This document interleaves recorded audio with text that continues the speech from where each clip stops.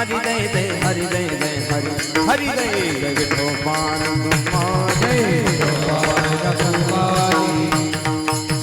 हरि जय जय हरि हरि हरि जय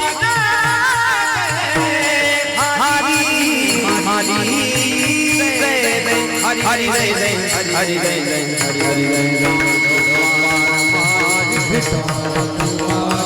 विठोबार कुमारी विठोबार कुमारी विठोबार कुमारी विठोबार कुमारी विठोबार कुमारी विठोबार कुमारी विठोबार कुमारी हरि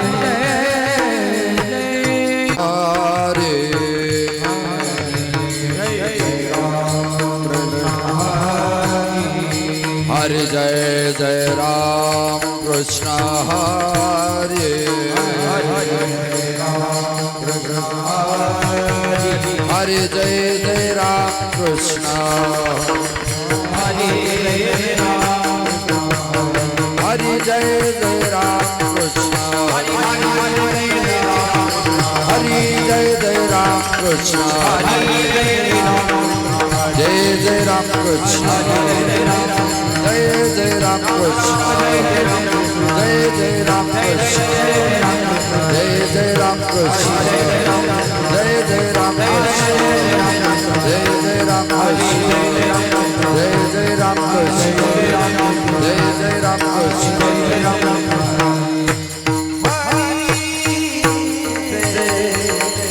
आतालोचने सुख झाले वो साजने त्वहा विठ्ठला बलवा त्वहा माधव बलवा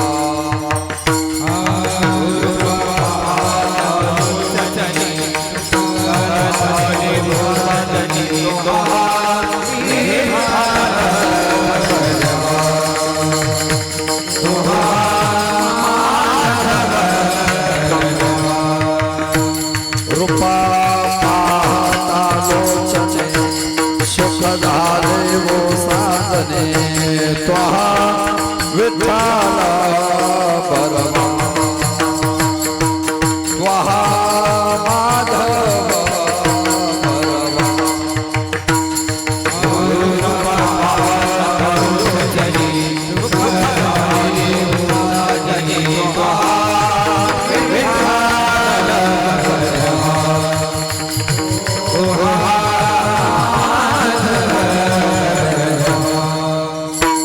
बहुत सुरोता जोड़े वर्ण विठ्ठले आवडे त्वहा विठ्ठला बलवा त्वहा माधव बलवा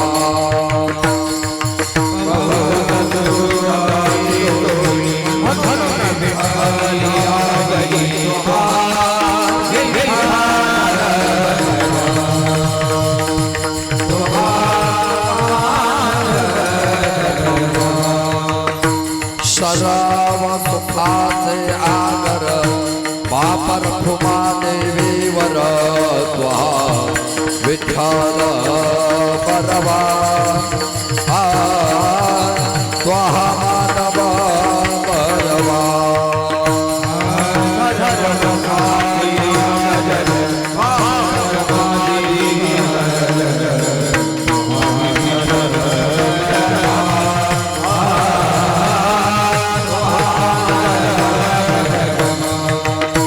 सर्व सुखाचे आगर वापर फुमा देवीवर त्वा विठ्ठल परवा त्वा माधव परवा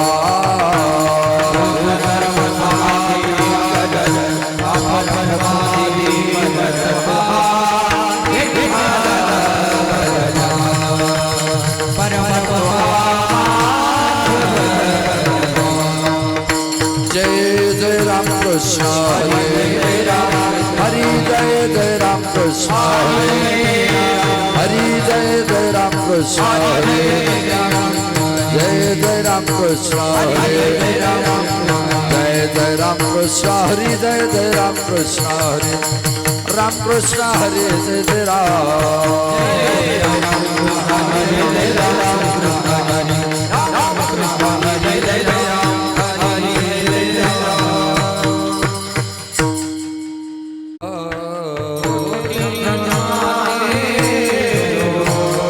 पोटी जन्माती रोग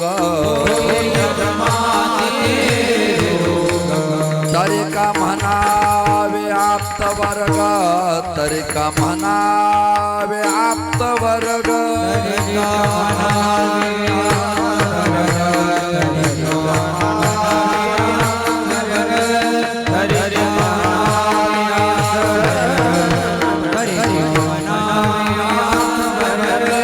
पोटी जन्माती रोग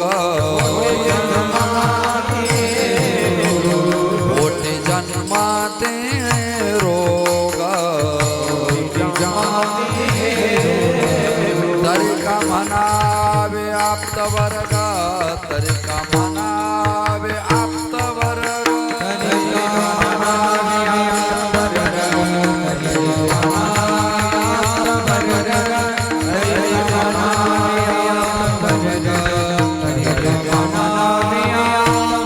राणी वसती औषधे राणी वसती औषधे तरी का म्हणाव्याने पराधे तरी का म्हणाव्याने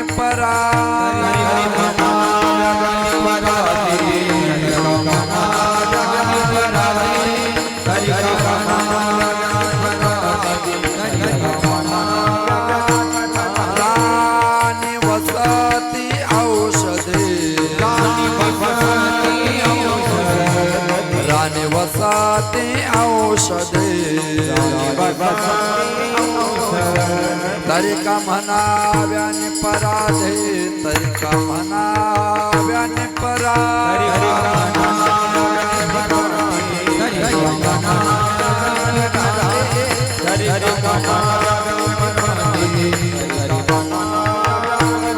ऐसे शरीरात नाते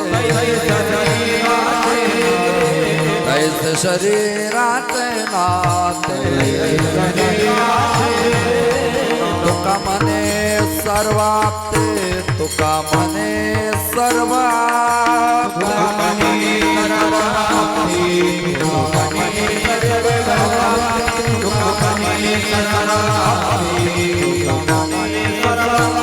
कैसे शरीरात नाते कैसे शरीरात तुका मने सर्वाप्ते तुका मने सर्वा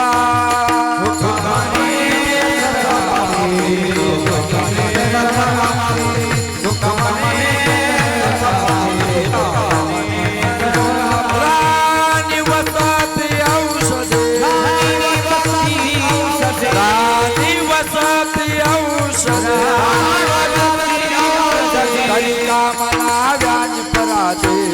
का म्हणाव्याने परा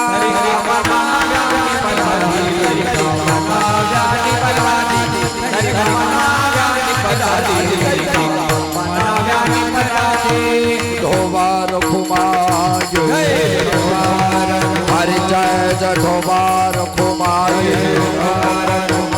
ढोबा रखुमाय ढोबा रखुमाय विठोबा रखुमाय जय जय ढोबा रखुमाय विठोबा रखुमाय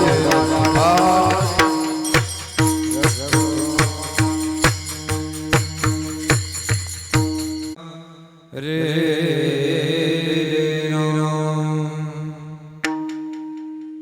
कोटि जन्म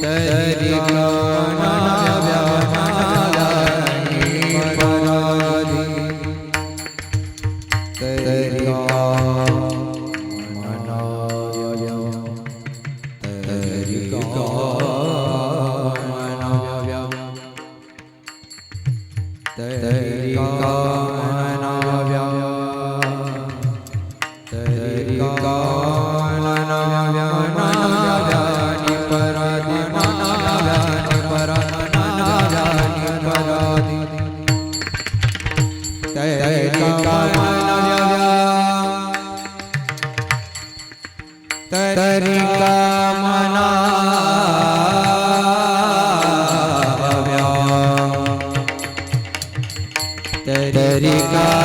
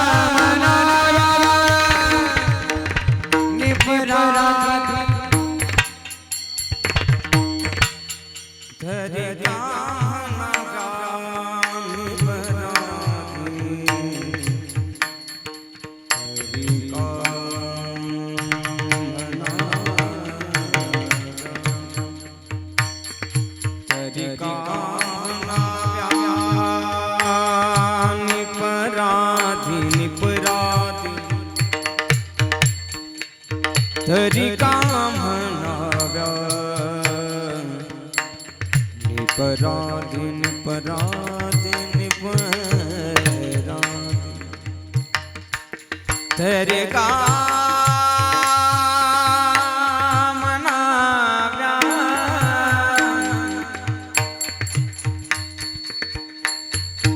हरी का म्हणाव्या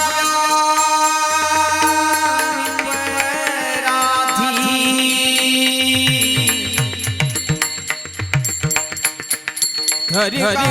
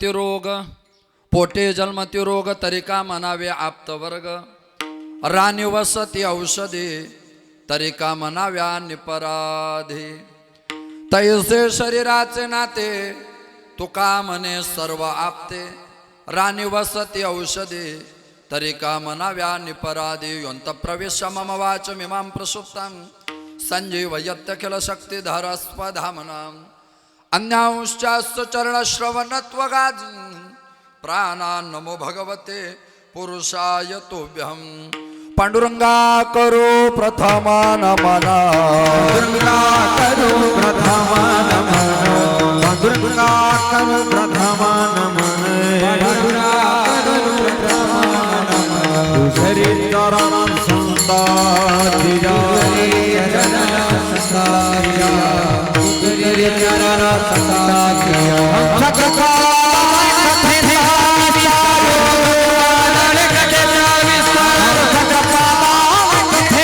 क्या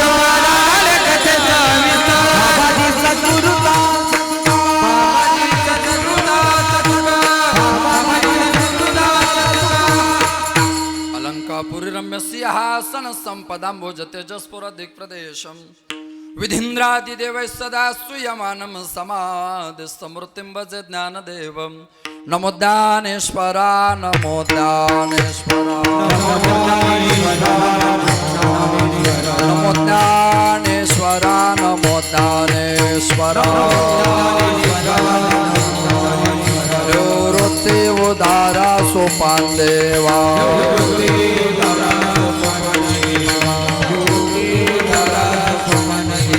मुक्ताबाई नमो त्रिभुवन पावने मुक्ताबाई नमो त्रिभुवन पावने आद्यत्र जननी देवाचे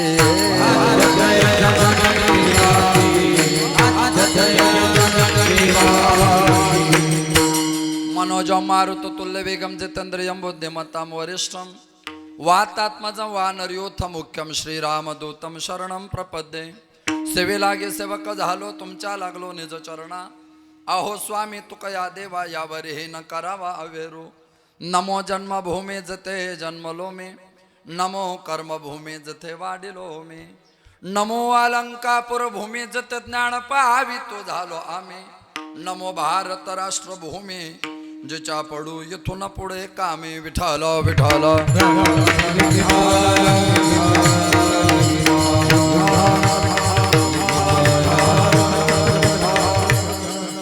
पोटे जन्मती रोग तरी का म्हणावे आप्तवर्ग राणी वसती औषधे तरी का म्हणाव्या निपराधे प्रस्तुत प्राप्त प्रसंगी कीर्तन रूपे सेवेकरता घेतलेला अभंग अक्षरब्रह्म अव्यक्त ज्ञान अलौकिक काव्य तत्परता अलौकिक कार्य तत्परता सामर्थ्यता प्राप्त संत वैराग्य सभूषण ज्ञाण्यांचे राजे साधकांचे मायबाप योग्यांचे माऊली कवल्य साम्राज्य चक्रवर्ती अलंका प्रणिवासी माऊली महावैष्णव संत सम्राट ज्ञानोबराय माऊली महावैष्णव ज्ञानोबराय यांना सुद्धा प्रिय आणि भूषणावा असावे असे साधू अर्थात वारकरी संप्रदायामध्ये फार मोठा अधिकार प्राप्त संत तथा हिंदवी स्वराज्य संस्थापक हिंदुहृदय सम्राट छत्रपती शिवाजी महाराज यांचे धर्मगुरू आणि अखिल विश्वाला सुशोभित करणारे जगद्गुरू तुकोबाराय यांचा 3 चरणाचा प्रश्नार्थकतेतून मानवी जीवनाचं सारत्व प्रतिपादित करणारा अभंग आहे. विठ्ठल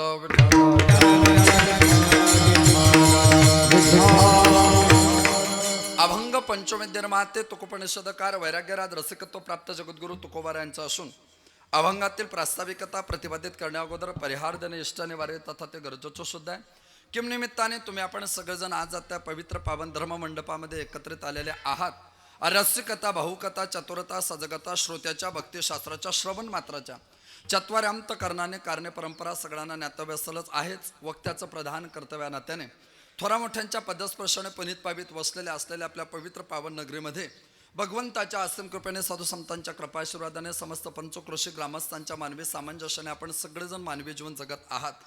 ते मानवी जीवन जगत असताना आपल्या गावातील परिसरातील सण उत्सव परंपरा विधी संस्कार सोहळे एकमेकाच्या सुखदुःखात सहभागी होण्याची नैतिकता त्याच नैतिकतेचं पैकत्व आपल्या गावात आपल्या परिचयात आपल्या परिसरात आपल्या नातेवाईकात सामाजिक कौटुंबिक राजकीय शैक्षणिक धार्मिक आध्यात्मिक सर्व क्षेत्रामध्ये परिचित असणारे सद्गीर कुटुंबीय आणि या सद्गीर कुटुंबाच्या वटवृक्ष वैकुंठवासी आदरणीय क्षत्रव्यक्तीपरायण किसन रामजी सद्गीर यांच्या 15व्या पुण्यतिथीच्या निमित्ताने गंगाभागीरथी आईसाहेब ठकोबाई किसन सद्गीर यांच्या प्रथम वर्ष श्राद्धाच्या निमित्ताने समस्त सद्गीर कुटुंबियांचे विद्यमाने अर्थात त्यांचे चिरंजीव निवृत्ती किसन सद्गीर रामनाथ किसन सद्गीर सेवानिवृत्त विस्तार अधिकारी कृषी विभाग पंचायत समिती सिन्नर बबन किसन सद्गीर त्यांच्या कन्या गंगा भागीरथी दगडाबाई धोंडीबा बिन्नर त्याचप्रमाणे धोंडाबाई नामदेव बेनके त्याचप्रमाणे त्यांच्याच कुटुंबातील शांताबाई शिवराम बिन्नर त्याचप्रमाणे गंगूबाई पोपट बेनके त्यांच्याच कुटुंबातील अंजनाबाई रामभाऊ बिन्नर त्यांच्याच कुटुंबातील सुमनबाई दगडू बेनके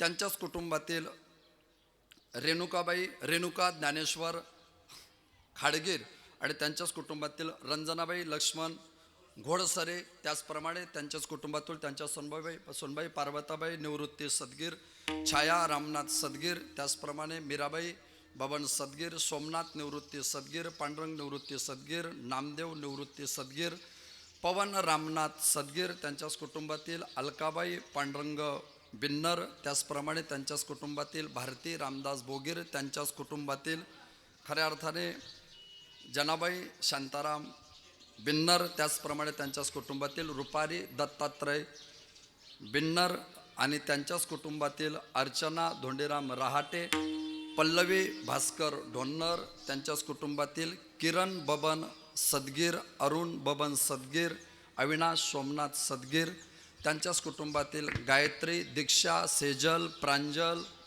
अक्षदा सोनाक्षी शुभ्रा स्वरा स्वामी स्वामिनी कृष्णा हरीश शिवान्या आणि आदरणीय आमचे भीमाभाऊ ढोन्नर यांच्या माध्यमातून तुम्हा सर्वांच्या दर्शनाचा स्वर्णयोग. विठ्ठल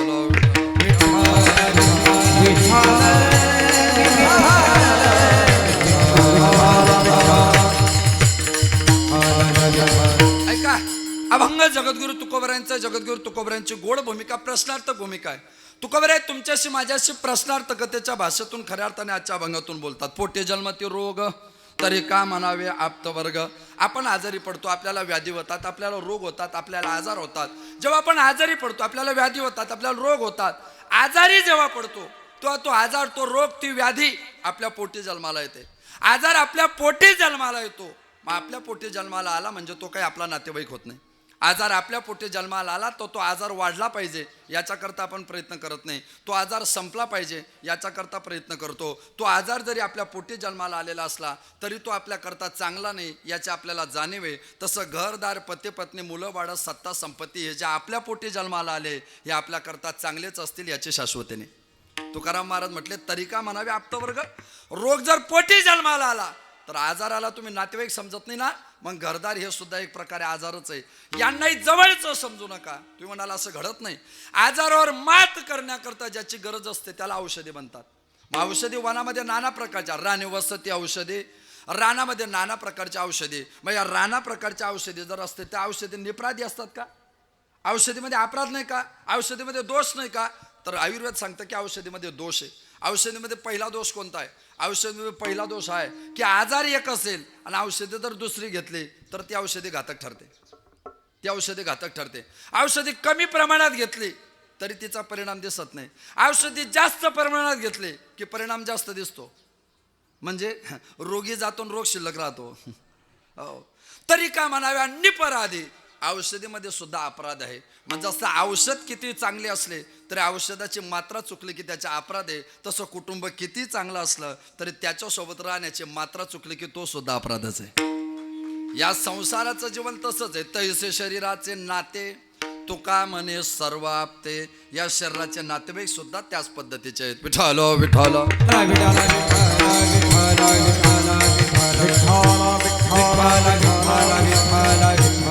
मानवी जीवन तुम्ही आम्ही सगळेजण जगतो. या शरीराला 3 अवस्था आहे. देहिनोस्मिन यथा देहे कौमारम यवनम जराहा तथा देहांतर प्राप्ते धीरस्तत्र न मोह्यते धीरस्तत्र न मोह्यते तथा देहांतर प्राप्ते कौमारम यवनम जरा देहिनोस्मिन यथा देहे. किंवा बालपण गेले नेनता तरुण दश विषय व्यथा वृद्धपणी प्रवर्तले चिंता मर्य मागुता जन्म घरी. किंवा चली जा रही है उम्र धीरे धीरे चली जा रही है उम्र धीरे धीरे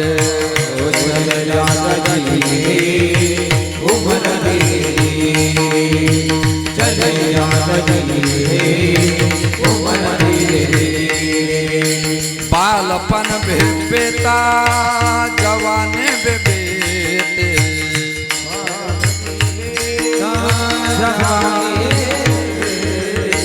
बालपन बेटा जवाने बेटे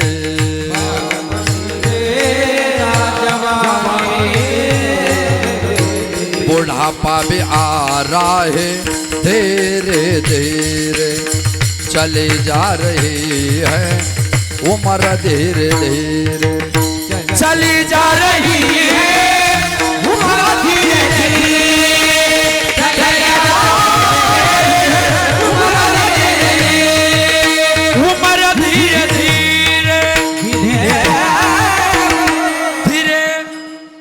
जा रही है उम्र धीरे धीरे. बालपण भी बीता जवानी भी बीती बुढ़ापा भी आ रहा है धीरे धीरे. शरीर बदलत चाललंय.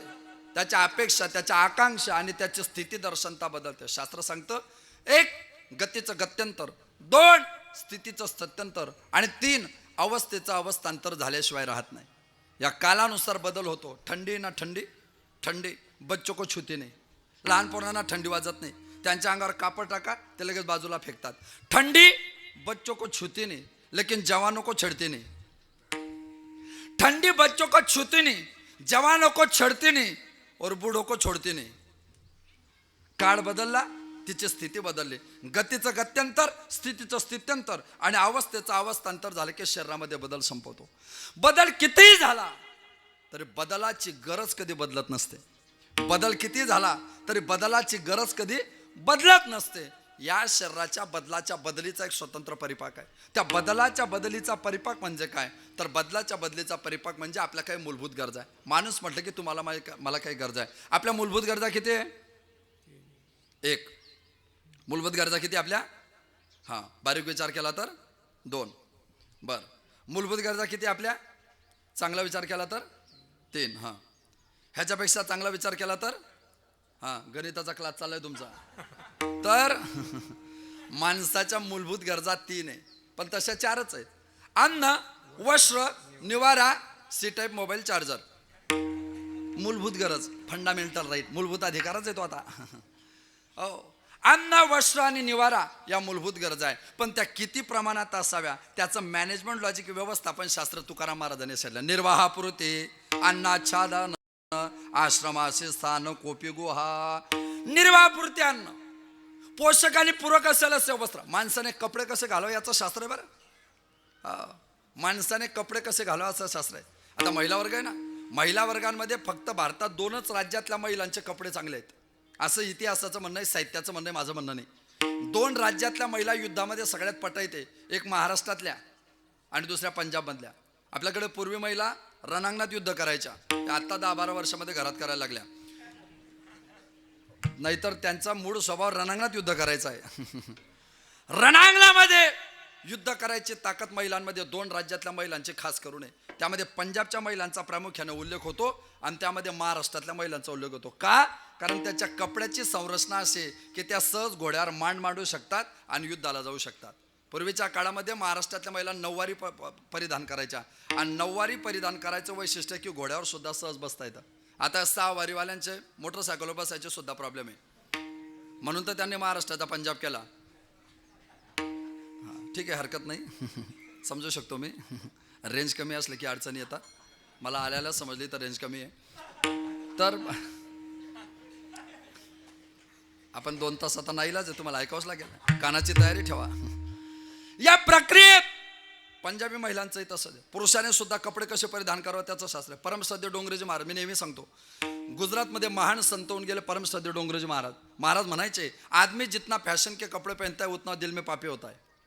आदमी जितने फैशन के कपड़े पहनता है उतना दिल में पापी होता है. इसीलिए तो महाराष्ट्र का वारकरी संप्रदाय सफेद कपड़े पहनता है. वैशिष्ट्य बरं. लाल ना रंगाओ, हरी ना रंगाओ, अपने रंग में रंग दे चुनरिया. वारकऱ्याला कोणताच रंग चालत नाही. वारकऱ्याचा एकच रंग आणि त्याचं नाव पांडुरंग. आणि बाकीचे तार्किकाचा टाका संघ पांडुरंग स्मरा हो. रंगात रसच नाही. वस्त्र परिधान करायची पद्धत आहे. जसं वस्त्र परिधान करायची पद्धत आहे तसं अन्न सेवन करायची पद्धत आहे. घर चांगलं असलं पाहिजे. आश्रमाचे स्थान, कोपी गुहा, घरही असलं पाहिजे. हे जुनी म्हातारी आजोबा लोक नेहमी सांगायचे की जीवनात काही गोष्टी कठीण आहे. जुने आजोबा लोक सांगायचे, घर पाहावं बांधून, लग्न पाहावं करून आणि विहीर पाहावी खोदून. इतकं सोपं नाही. हे 3 कामं कठीण होते पूर्वीच्या काळामध्ये. असा एखादाच भाग्यवान माणूस आहे की त्याच्या शेतामध्ये 2-2 विहिरी आहेत. असा एखादा भाग्यवान माणूस आहे की त्याच्या गावात 2-2 घरं आहे. असा एखादा भाग्यवान माणूस आहे की त्या 2-2 घरात राहणाऱ्या सुद्धा 2-2 आहे. ते भाग्याचं लक्षण आहे, आपलं नाही ते. आत्ताच्या तरुण पिढीपेक्षा आजोबा लोक भाग्यवान होते. यांचं भाग्य इतकं खतरनाक होतं ना. यांचं 16व्या-17व्या वर्षी लग्न झालं. किती भाग्यवान असतील ते. 16व्या-17व्या वर्षी लग्न झालं. लग्नाला 10-12 वर्ष झाले, मूलबाळ झालं नाही. आईवडील म्हणायचे, भाऊ तुझं वय आता 30 आहे, तुझ्या लग्नाला 12 वर्ष झाले, तुला मूलबाळ झालं नाही, तू आता असं कर, कसं कर, दुसरं कर. म्हणजे 30 वर्षामध्ये ते 2-2दा घोड्यावर बसले. आणि आताचे घोडे 35-35 वर्षाचे झाले तरी त्यांच्या नशिबात घोडा नाही. हा प्रश्न मी घोड्याला विचारला. की तू यांना का बसवत नाही. तो म्हटलं मी गाढवांना बसवणं बंद केलं. ज्यांना समजलं त्यांना धन्यवाद, बाकी फिर मिलेंगे ब्रेक के बाद. ऐका, अन्न वस्त्र निवारा मूलभूत गरज आहे. अन्न आपली गरज आहे, अन्न आपली गरज आहे, मग अन्न आपली गरज आहे. माणसाने 24 तासामध्ये किती वेळा जेवण केलं पाहिजे शक्यतो? देवी भागवत सांगतात नक्त भोजनम. नक्त म्हणजे एकत, एकत म्हणजे एक वेळा. माणसाने 24 तासामध्ये एकदा जेवलं पाहिजे. जर एकदा शक्य होत नसेल तर मग दोनदा जेवलं पाहिजे. जर काम जास्त करता तो दोनदा शक्य होत नसेल तर मग तीनदा जेवलं पाहिजे. जर तीनदा शक्य होत नसेल तर मग चाल ठेवा ना. खरं म्हणजे भोजन किती वेळा करावं याचं काही परिमाण नाही. आयुर्वेद असं सांगतो. आपल्याकडे 2 परंपरा, एक धन्वंतरी आणि आत्रे. आत्रे परंपरा ही धन्वंतरी परंपरेपेक्षा व्यापक आहे, पण ते धन्वंतरी फोकसमध्ये येऊन गेली. तर ही जी प्रक्रिया आहे त्या परंपरेमध्ये माणसाने जेवण किती वेळा करावं याचा परिमाण नाही, माणसाच्या पोटात किती अन्न गेलं पाहिजे याचं परिमाण आहे. युक्ताहार विहार, युक्ताहार विहार,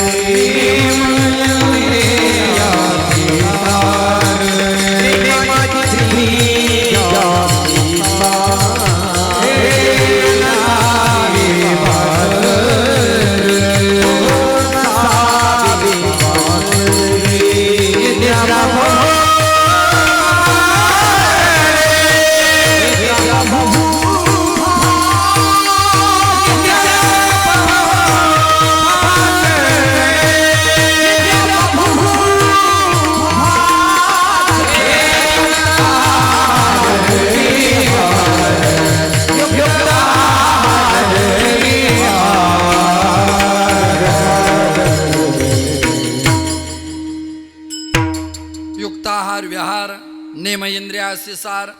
का? याचं वैशिष्ट्य युक्त आहार विहार युक्त चष्टस्य कर्मसु भोजन करावे परिमित. माणसाने जेवण कसं करावं माहिती का? औषधासारखं परिमित. औषध किती घेतो आपण? मर्यादित.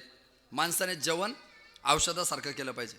जेवण औषधासारखं केलं पाहिजे, नाही तर मग औषधं जेवणासारखी घ्यावी लागतील. काही काही लोक चपाती चतकोर खातात आणि गोळ्या 12 खातात.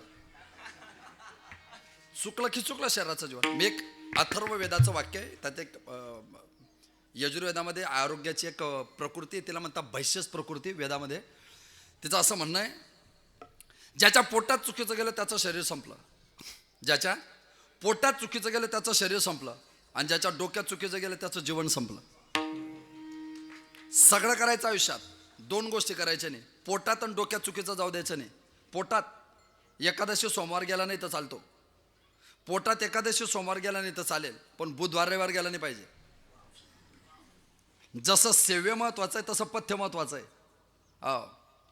डोक्यात जळगावचा पाटील गेला नाही तर चालेल, पण शिंदखेडचे पाटील बोलवायचे हे डोक्यात येऊ द्यायचं नाही. सध्या महाराष्ट्रातल्या लोकांना 2च आजार आहे, गौतमी.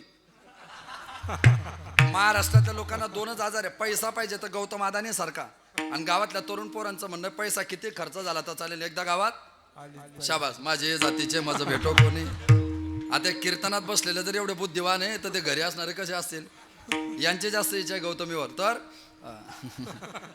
ऐका, प्रक्रिया अशी आहे की भोजन करावे परिमित.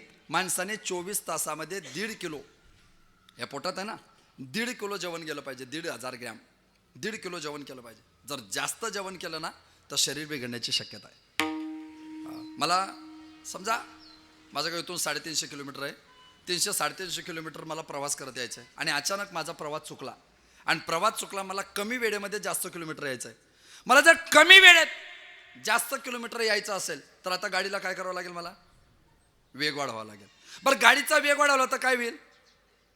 मला रस्त्यावर सांगितलंय शासनाने, रस्ते पे मस्ती जान नहीं सस्ती, slow drive long life and safe drive long life. Me driving safe केली पाहिजे. मी गाडी वेगात चालवली तर पहिलं नुकसान इंजिनवर लोड येईल. दुसरा तोटा इंजिन बिघडण्याची शक्यता आहे. तिसरा तोटा इंजिन बंद पडण्याची शक्यता आहे. चौथा तोटा कीर्तन घेणारा इशारा, डिझेल जास्त लागतं. गाडीचा स्पीड वाढला की डिझेल जास्त लागतं ना. जसं गाडीचं आहे तसं जठराग्नीचं आहे, तसं जठराग्नीचं आहे. जर कमी वेळेत जास्त अंतर काढायला गेलो, वेग मर्यादा ओलांडून वेग चालवला तर इंजिनवर लोड येतो, इंजिन खराब होण्याची शक्यता आहे, इंजिन बंद पडण्याची शक्यता आहे आणि डिझेल जास्त लागण्याची शक्यता आहे. तसं प्रमाणापेक्षा जास्त जेवण केलं की जठराग्नीवर लोड येतो, पचनक्रिया खराब होण्याची शक्यता आहे, म्हणजे मंदावण्याची शक्यता आहे, पचनक्रिया बंद पडण्याची शक्यता आहे. तिकडे गाडी वेगात वाढवली की डिझेल जास्त लागतं, इकडं जास्त जेवण केलं की रक्तपुरवठा जास्त लागतो पचवण्याकरता. माणसाला झोप केव्हा लागते? कीर्तनात. हा, पटकन बोलत जा बरं, मला एवढा गॅप चालत नाही. माझी कीर्तनाची पद्धत एकदा चालू झालं की जय विठ्ठलपर्यंत मला कनेक्टिव्हिटी आणि कंटिन्युटी लागते. गॅप पडला की मला काही पण सुचतं. माझी पद्धत आहे, एखादा माणूस म्हातारा आहे, वय झालंय, सिरियस आहे, घरातले लोक 10-10 मिनिटांनी बेडजवळ जाऊन चेक करतात, आहे का गेले, आहे का गेले. तसं 12:30पर्यंत माझ्याकडेच पाहायचं, आहे तर आहेच. आता कसं काय जाईल घेतल्याशिवाय? कीर्तनाचा अभिप्राय घेतल्याशिवाय कसा जाईल असा अर्थ आहे त्याचा. तुमचे मन पापे पाकिटावर नजर गेली तर कनेक्टिव्हिटी असते की नाही. हा, माणसाला झोप केव्हा लागते? जेवल्यावर. तर उत्तर चुकीचं आहे. माणसाला जेवल्यावर झोप लागत नाही. माणसाला जेवल्यावर झोप लागत नाही, माणसाला जास्त जेवल्यावर झोप लागते. जेवल्यावर नाही झोप लागत, जास्त जेवल्यावर लागते. असं आहे. जास्त जेवण जर केलं, गाडी वेगात चालवली तर डिझेलवर परिणाम होतो. आम्ही जास्त जेवण केलं ना, ते पचवायला जठराग्नीला त्रास होतो. हृदयाचं काम आहे ब्लड सर्क्युलेशन करणे. मग जो रक्तपुरवठा मेंदूकडे जातो तो काही प्रमाणात कमी करावा लागतो आणि तो इकडे जठराग्नीकडे वाढवावा लागतो पचनक्रिया सुधारण्यासाठी. मग मेंदूकडे रक्तपुरवठा कमी झाला की मेंदू सुस्तावतो, मेंदू सुस्तावला माणूस झोपतो. सरळ प्रक्रिया आहे, सरळ प्रक्रिया आहे. बरं, एकदा, दोनदा, तीनदा, चारदा रोजच जर प्रमाणाच्या बाहेर गाडी चालवली तर गाडी 100% काम काढेल. रोजच प्रमाणापेक्षा जास्त जेवण केलं तर गाडी काम काढेल. मग त्या काम काढणं म्हणजे काय? रोगी होणं, व्याधी होणं, आजारी पडणं. मग आजारी पडले याचं लक्षण काय? आजारी पडणं म्हणजे काय? हा, आजारी पडणं म्हणजे काय? तुम्ही जे खातात ते तुम्हाला जोपर्यंत पचतंय तोपर्यंत तुमची तब्येत चांगली आहे. तुम्ही खाल्लेलं ज्या दिवशी तुमच्या शरीराने पचवायला नकार दिला त्या दिवशी अंदाज काढा शरीर तुमच्या विरोधात गेला. ज्ञानोबा काय सांगतात? ते आयुष्याचे सूत्र बिघडता, उमटे भूताची खडाळता. उमटे भूताची खडाळता म्हणजे काय? म्हणजे काय? 10 ते 12 कीर्तन केलं मी, अचानक दरदरून घामाला, चक्कर आले, खाली बसलो, दवाखान्यात नेलं. डॉक्टर साहेबांनी चेक केलं आणि डॉक्टर साहेबांनी सांगितलं, माफ करा, इथून पुढं गोड बोलायचं, गोड खायचं नाही. म्हणजे डायबेटीस. मी म्हटलं, अहो आम्ही कारखान्यावर, साखर कारखान्यावर चेअरमन आहे. ते म्हटले, तिथं पोत्यानं साखर खा, कपात खायची नाही. हा, म्हणून तुम्ही पहा, साखर कारखान्यावाले तिथं पोते खातील पण इथं कपात नाही. मला या शुगरवाल्यांचं कधी कधी समजत नाही बरं. शुगरवाल्यांचा मला अजूनही अंदाज येत नाही. माझे बहुतेक मित्र शुगरवाले, बहुतेक मित्र जेवायला बसले की गुलाबजाम खातात, जेवायला बसले की जिलेबी खातात, जेवायला बसले की लाडू खातात आणि हॉलमध्ये बसले की चहा घेणार का? बिना साखरेचा ठेवा. का? मला शुगर आहे. म्हणजे जेवताना गोड चालतं आणि चहामध्ये असलं की विदाऊट शुगर. म्हणजे अंदाजच लागत नाही नेमकं काय म्हणणं याचं. जेवणं सेवे आणि पथ्यावर चालतं. जसं जेवताना काहीही चालतं आणि नंतर म्हणायचं की मला पथ्य आहेत, तसे आपल्याकडे बरेच लोक आहे फक्त कीर्तनातच पथ्य सांगतात आणि वैयक्तिक जीवनात कसेही वागतात. हा, याला तो आजार माणसाला भुमजू देत नाही. आजारी पण ताप आहे ना, ताप. अरे अश्विनी कुमार म्हणतात, ताप नावाचा आजारच नाही जगात. तापाला आजार म्हणतच नाही. ताप हा काही आजार नाही. तुम्ही म्हणाला असं कसं काय म्हणता? ताप हा आजार नाही, मग ताप आल्यावर तर आम्ही दवाखान्यात जातो. हो, म्हणून डॉक्टर साहेब काय सांगतात? काय लिहून देतो? कोणत्या? अँटिबायोटिक लिहून देतो. या घेऊन पहा. ताप म्हणजे काय माहिती आहे का? तुम्हाला कोणता तरी आजार झालाय, पण नेमकं तुम्हाला काय झालंय हे आपल्याला सांगता येत नाही आणि आपल्याला काय झालंय हे त्यांच्या लक्षात येत नाही. तेव्हा कॉमन सेन्स नॉलेज अंदाजाने अँटिबायोटिक दिल्या जातात. त्याने गुण पडणं म्हणजे मूळ आजारावर प्रहार करणं. मग ताप हा काही स्वतंत्र आजार नाही. कुठल्या तरी आजाराचं लक्षण ज्याच्याने भासतं त्याला ताप म्हणतात. तुम्हाला ऐकताना संताप होत नाही ना? हां, बरं आहे. मग चेहरे असे पडल्यागत वाटतंय म्हणून म्हटलं. ही जी प्रक्रिया आहे, आजारी पडणं म्हणजे काय? तुम्ही जे खाल्लंय ते जर पचत नसेल तर त्या धमन्यांमधून त्याचा परिणाम जातो, तो प्रोजेक्टिव्ह इफेक्ट, आणि मग ऍसिडिटी. मग काय होते? वांती म्हणजे ओकारी म्हणजे ओमेट म्हणजे वमन म्हणजे उलटी. का उलटी? कारण ती नाही सुलटी. सुलटी म्हणजे काय? पात्रातला घास हातात घेतला, हातातला घास तोंडात टाकला, तोंडातून घास पोटात पचवायला पाठवला, ही आहारशास्त्राची प्रक्रिया सुलटी. तोंडातला घास पोटात पाठवणे प्रक्रिया सुलटी, पण पोटात न पचता पुन्हा पोटातला घास तोंडा वाटेच परत येणे प्रक्रिया उलटी, म्हणून त्याचं नाव उलटी. आज जागतिक मराठी भाषा दिवस आहे. मराठी भाषा एकदम चांगली होती बरं आपल्याकडे. हे सर लोक PhD करायला लागले तेव्हापासून मराठीचे हाल झाले. नाही तर मराठीसारखी प्रगल्भ भाषा जगाच्या पाठीवर नाही. मला अजूनही मराठी भाषेचे काही ॲक्सिडेंट समजत नाही, समजतच नाही. खराब. खराब हा शब्द कोणत्या भाषेतला आहे?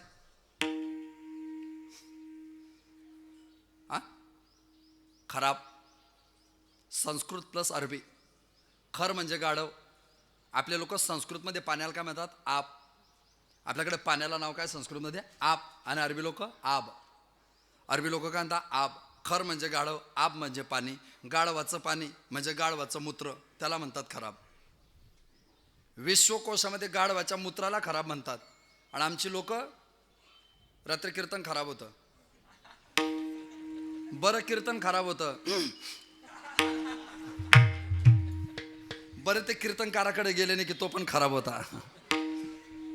मराठी भाषेचं आता तुम्ही इथं सगळ्या भगिनी बसलेल्या आहे, सगळ्या स्त्रिया बसल्या. तुम्हाला महिला म्हणतात की नाही? तुम्हाला महिला म्हणतात ना? तुम्हाला महिला का म्हणतात? कारण आम्हाला पुरुष म्हणतात. यांना महिला हा शब्द संस्कृतोद्भव आहे बरं. महिला शब्दाचा अर्थ असा शास्त्रामध्ये, मही अधिक इला इट इक्वल टू महिला. मही म्हणजे पृथ्वी आणि इला म्हणजे सरस्वती.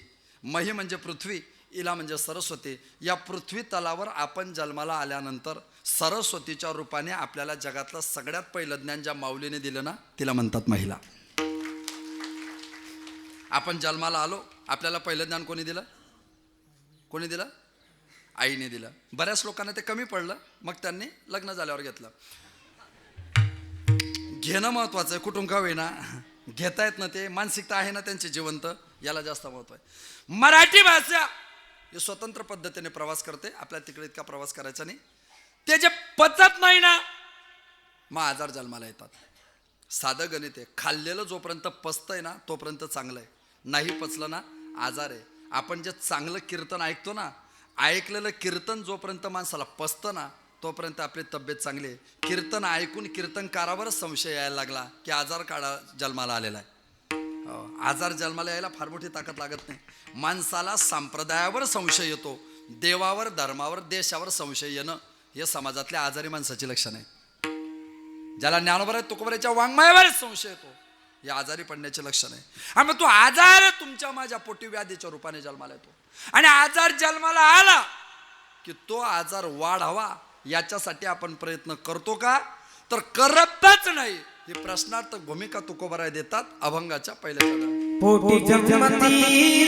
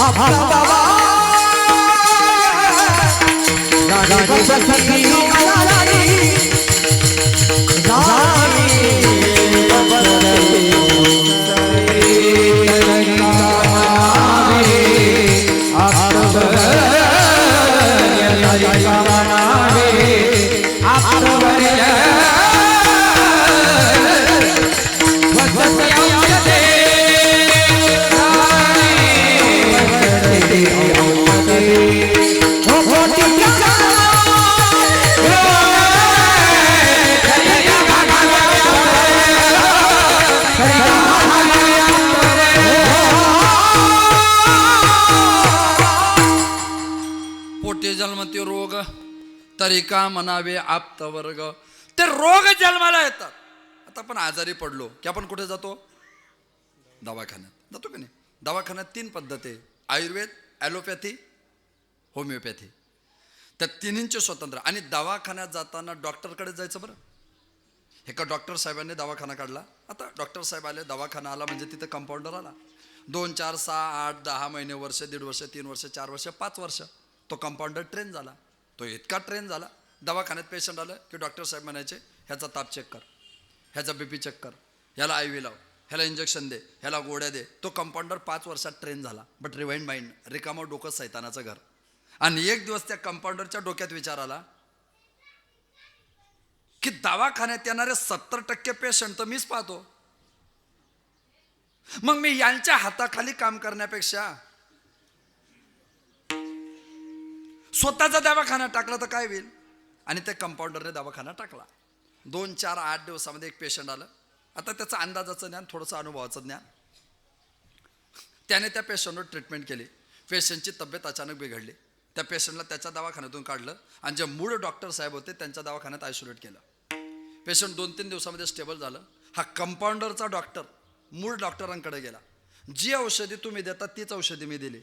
ज्या आजाराचं लक्षण असतं त्या आजाराचं लक्षण पाहून तुम्ही जी औषधी देता तीच औषधी मी दिली. मग पेशंटची तब्येत का बिघडली? डॉक्टर साहेबांनी एक गोड वाक्य सांगितलं, अमुक अमुक आजार असला की अमुक अमुक औषधी दिली पाहिजे. तुला इथपर्यंत माहिती आहे. अमुक अमुक आजार असला की अमुक अमुक औषधी दिली पाहिजे, इथपर्यंत ठीक आहे. पण आजाराचं प्रमाण किती टक्क्यात आहे त्याच्यानुसार औषधी किती टक्क्यात द्यायची असते हे ज्यांना समजतं त्यांना डॉक्टर म्हणतात. हे ज्यांना समजतं त्यांना डॉक्टर म्हणतात. म्हणून पेशंट कोणाकडे गेलं पाहिजे? डॉक्टरकडे. तुम्ही पण ध्यानात ठेवा, डॉक्टरचेच कीर्तन घेत जा, येड्यावाने करत नका जाऊ. हां, ते की नाही गायक होते आणि आता कीर्तन करायला लागले. कंपाऊंडर येतो या अचानक कीर्तनकार कंपाऊंडर यांचा संबंध आहे का? आम्ही खानदानी डॉक्टर आहे. आमच्या डिग्र्या पा ते आधी पकवाज वाजायला थांबायचे आणि आता कीर्तन करायला लागले. कंपाऊंडर येतो. आम्ही कधी म्हटलं का तुम्हाला आम्हाला पकवाज व्हायला बोलवा? आम्ही म्हटलं तुम्हाला आम्हाला म्हणायला बोलवा? मग आम्ही तुमच्या धंद्यात येत नाही. ज्याचं त्याचं नीट राहायचं, असं नाही करायचं. म्हणजे आम्ही येडे का धोत्रारीन करतो का आम्ही? कंपाऊंड एक ट्रीटमेंटची एक गोळी चुकली ना माणसाचं आयुष्य बरबाद होतं. अचानक आलेल्या माणसाच्या हातून एक चुकीचं वाक्य ऐकलं ना तर जीवन नरकात जाण्याची शक्यता राहते. का कोणाच्या हातून ऐकलं पाहिजे? जुने लोक येडी होती का? हे जुने महाराज लोक भागवत सुद्धा करत नव्हते. करायचे नाही जुने महाराज लोक कथा. ते म्हणायचे नाही आपला अधिकार नाही. हो, आता ज्याला काहीच जमत नाही तो म्हणतो आपली कथा ठेवा. तर कारण कथेला काही राहिलंच नाही ना. कथेचं काय? कथेचा पहिल्या दिवशी गोकर्ण, दुसऱ्या दिवशी परीक्षितीचा जन्म, तिसऱ्या दिवशी भूगोल भाऊंको ध्रुवबाळ, चौथ्या दिवशी कृष्णाचा जन्म सुंटवड्याचा प्रसादाना, 5व्या दिवशी गोवर्धन पर्वत 56 भोगाना, 6व्या दिवशी कृष्णाचं लग्न आयराना, 7व्या दिवशी सुदाम्याचे पोहे, 8व्या दिवशी दर्शन घेताना दक्षिणा ठेवल्याशिवाय घरी जाऊ नका. झालं भागवत.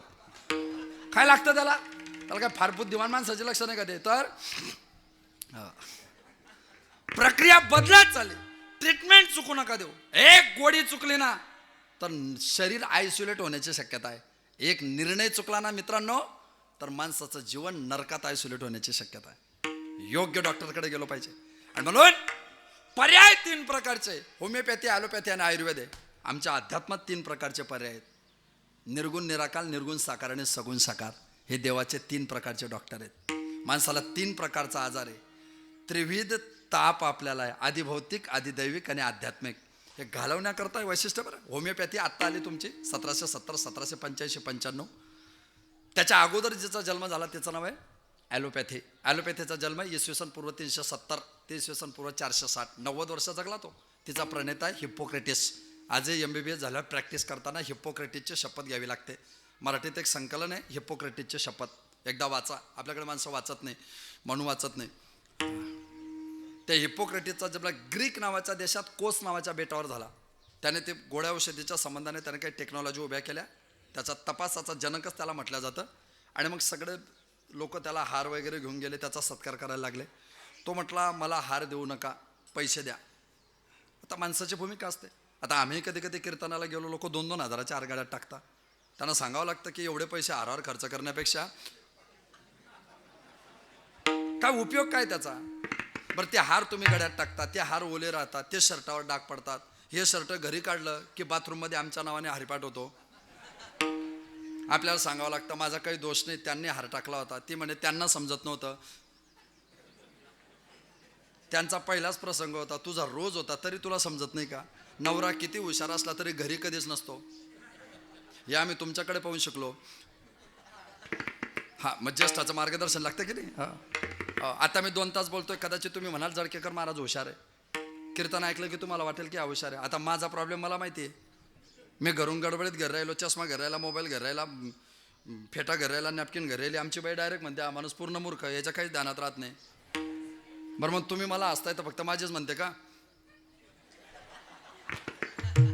अरे तुम्ही पुढे गेले, त्यांचा आम्ही शोधित मार्ग. जिंदगी इसी का नाम है और जीना भी इसी का नाम है. ऐका, त्या प्रक्रियेमध्ये तो म्हणला मला पैसे द्या का, मला नाव घ्यायची का, मला नावेने भारतात जायचंय. तो बोलतो भारतात का जातोय तू?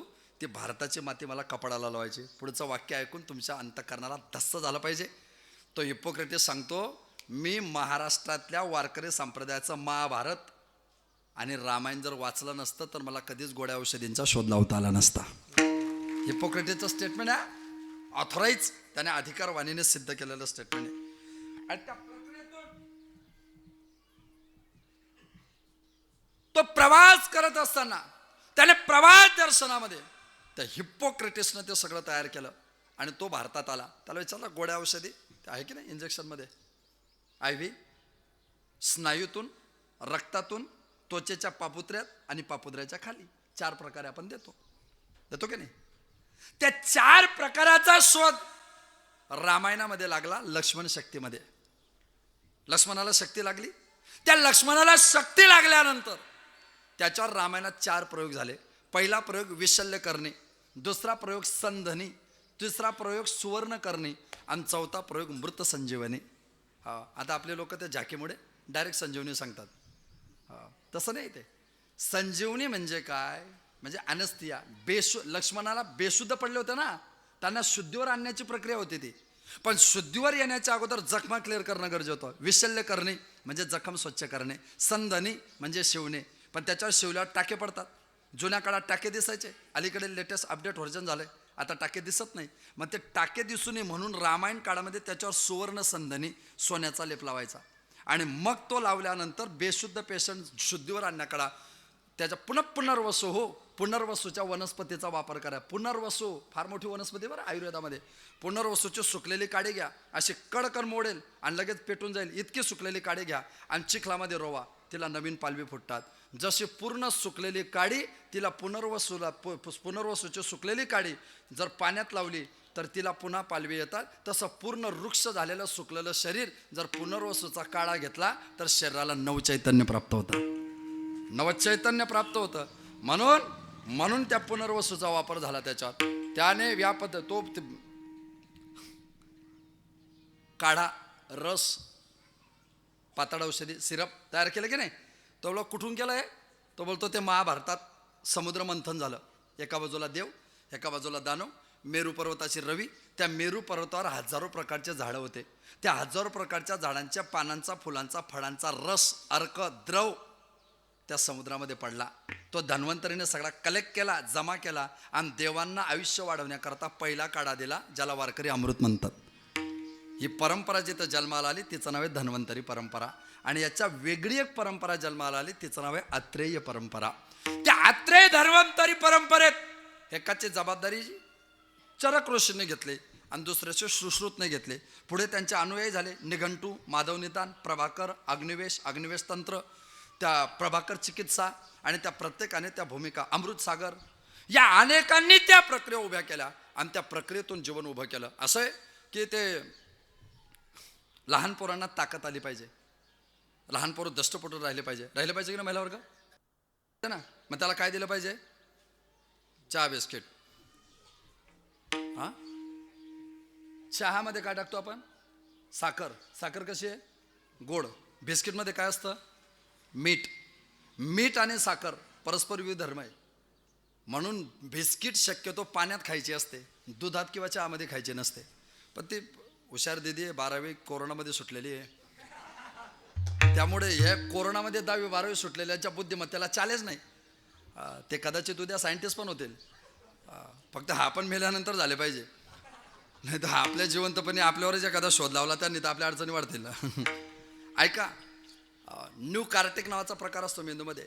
न्यू कार्टेक, झाडाची साल असते ना, तशी त्या मेंदूला एक जाडी असते, तिला म्हणतात न्यू कार्टेक. त्या न्यू कार्टेकला अपडेट करण्याकरता 3 गोष्टी लागतात शरीरामध्ये: प्रथिने, कर्बोदके आणि ग्लुकोज. नॅचरली शरीराचा स्वभाव ग्लुकोज आहे, म्हणून तुम्ही कोणत्याही लहान पोराला पहा, कडू तिखट खाण्यापेक्षा गोड पदार्थ नॅचरली आवडतात. मग भात आणि दूध, आपलं भात आणि डाळ भात का द्यायचा असतो? कारण त्याच्यातून त्याला एनर्जी येते. त्याला काय दिलं पाहिजे याचं वैशिष्ट्य असं बरं. 13,000 कोटी नस आहेत आपल्या मेंदूमध्ये. किती? 13,000 कोटी. वन टाईम कमीत कमी 2,500 कोटी नसा झोपेत सुद्धा चालू असतात. कंटिन्यू त्यांचं काम ते चालू ठेवतात, त्याला बंद करत नाही. त्याला इयर रेकॉर्डिंग नॉलेज म्हणतात. इयर रेकॉर्डिंग नॉलेज म्हणजे काय? इयर रेकॉर्डिंग नॉलेज म्हणजे काय? मी तुम्हाला दिसत नाही, पण माझे कीर्तन भरपूर ऐकल्यामुळे माझा आवाज तुमच्या कानात पक्का बसलाय. नसता आवाज ऐकू गेला दुसऱ्या वस्तीवर तरी तुम्ही म्हणाल जळकेकर महाराज बोलतोय. इयर रेकॉर्डिंग मायक्रो सेकंदात, सेकंदात नाही बरं, मायक्रो सेकंदात मेंदू तुम्हाला जाणीव करून देतो. इयर रेकॉर्डिंग, त्याला मराठीत नाव आहे ध्वन्यर्थ ज्ञान पद्धत, आणि त्याला वेदांतात म्हणतात पूर्वजन्य संस्कार. म्हणजे ज्याला कधीतरी पाहिलंय, ज्याला कधीतरी ऐकलंय, ती व्यक्ती 10 वर्षानं डोळ्यासमोर आली तरी एका सेकंदात आपला मेंदू पेटतो. काय म्हणतो आपण? ट्यूब पेटली. त्याला त्या न्यू कार्टेकचा पार्ट असतो, त्या पार्टमधून त्याला ती परिपक्वता येते. म्हणून मेंदूचं फार महत्व बरं. ब्रेन इज समबट, माइंड इज डिफरन्स. काही लोकांना अजून मेंदू कुठे माहिती नाही. मेंदूवर नतमस्त आहे. ते राजकारणी लोक, माझा तो रोजचा अनुभव आहे त्यांच्यामध्ये, ते पुढाऱ्याजवळ गेले ना, पाया पडतात, इथं गुडघ्याला हात लावतात, कारण त्यांना पक्क माहिती आहे की आपल्या नेत्याचा मेंदू. मला 2 संशय. एक तर ज्याच्या पडतो त्याचा गुडघ्यात, आणि तो जो पडतो तो तर 100% गुडघ्यातच आहे. माझा रोजचा अनुभव आहे, माझा अनुभव आहे अंगे. सध्या महाराज लोकांनी तेच धरले. आता यांचे मेंदू गुडघ्यात आले अर्ध्या लोकांचे. तर ही जी प्रक्रिया आहे, त्या प्रक्रिया दर्शनामध्ये त्या प्रत्येक औषधीला एक स्वतंत्र भूमिका आहे. आणि मग आहे आयुर्वेद. प्राश देतो ना आपण लहान पोरांना खायला, च्यवनप्राश. च्यवन म्हणजे काय? तो खरा शब्द आहे चवान. च्यवन नाही बरं, तो चवान. अत्रे ऋषीकडे एक माणूस गेला. तो म्हटला, तारुण्यात थोड्या चुक्या झाल्या, शरीर थकलं माझं, भोगास शांती निरंतरम. मी त्यागास शांती निरंतरम सोडलं आणि भोग भोगले, थकलं माझं शरीर, ताकद नाही राहिली माझ्या अंगात, मला ताकद द्या. आणि मग अनेक वस्तू एकत्र करून त्याला ते प्राश तयार करून दिला. प्राशन करता त्याला प्राश. तो प्राश ज्या ऋषीला, ज्या माणसाला तयार केला, तो पुढे साधू झाला, भोगीचा त्यागी झाला, आणि त्याच्या अंगात ताकद आली. त्याचं नाव चवान. त्या ऋषीचं नाव च्यवन. पण चवान हा तालव्य पदाचा शब्द व्याकरणामध्ये. चवान, च मराठी भाषा माहिती आहे ना? क क ग गंग च च ज जन ट ट ड न त त द द न प प ब ब म य र ल व श श श ह ड क्ष आणि ज्ञ. बरोबर? हां, बरोबर.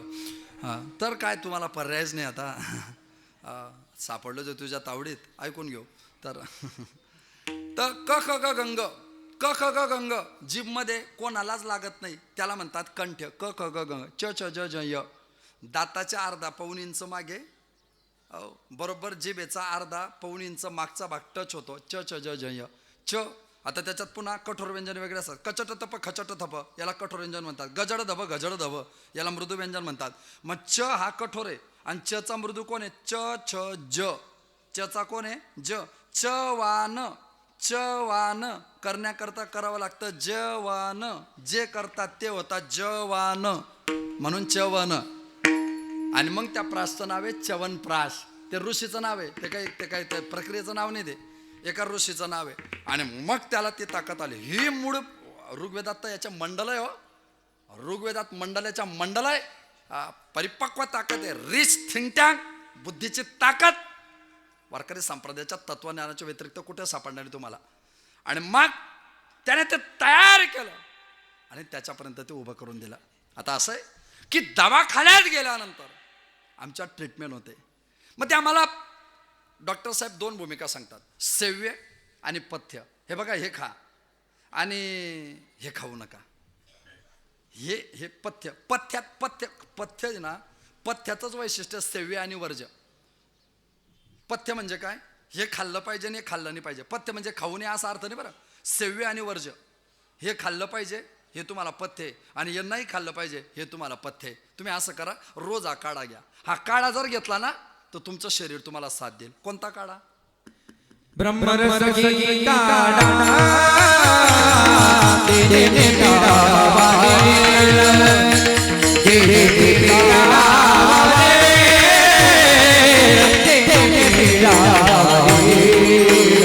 हो ब्रह्मरस घी काढा तेने पीड़ा वारेल, तेने पीड़ा वारेल, तेने पीड़ा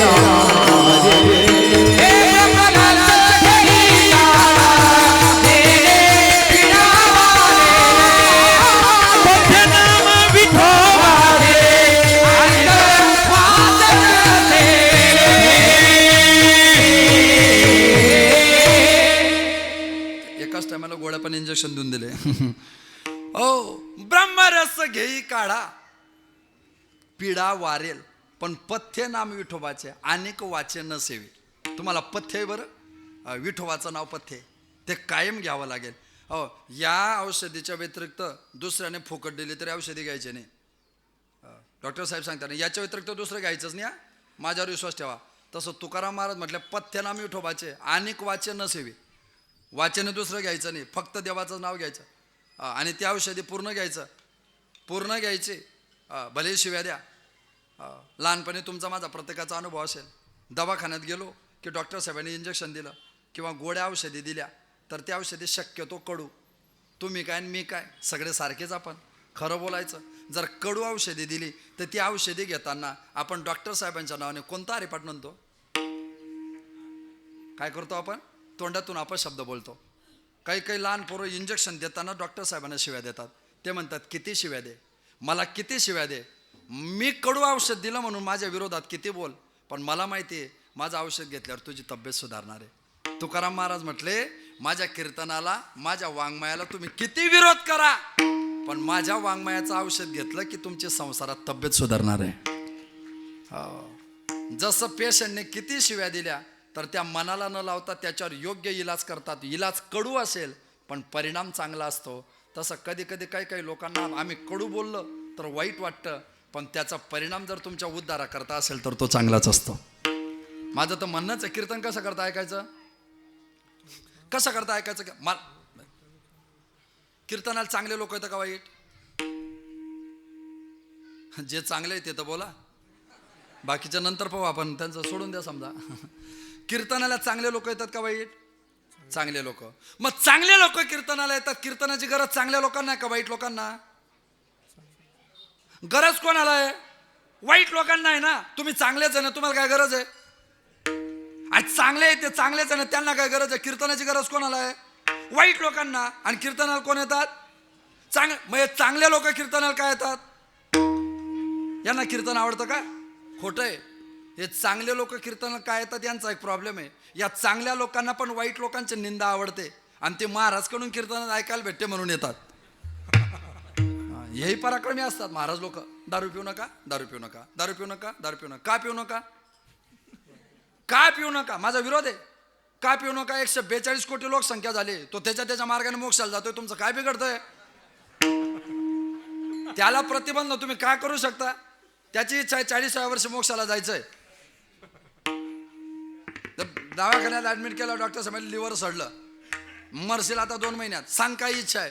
तो म्हणे काहीच नाही. वर गेलो की देवाशी भांडण करणार आहे. म्हणे का? का म्हणजे आम्ही जेवण कमी करतो, पीठ जास्त होतो. मग पुढच्या जन्मात देवाला सांगणार आहे, दात एकच दे पण लिव्हर 32 दे. तर काय चॅलेंज आहे का?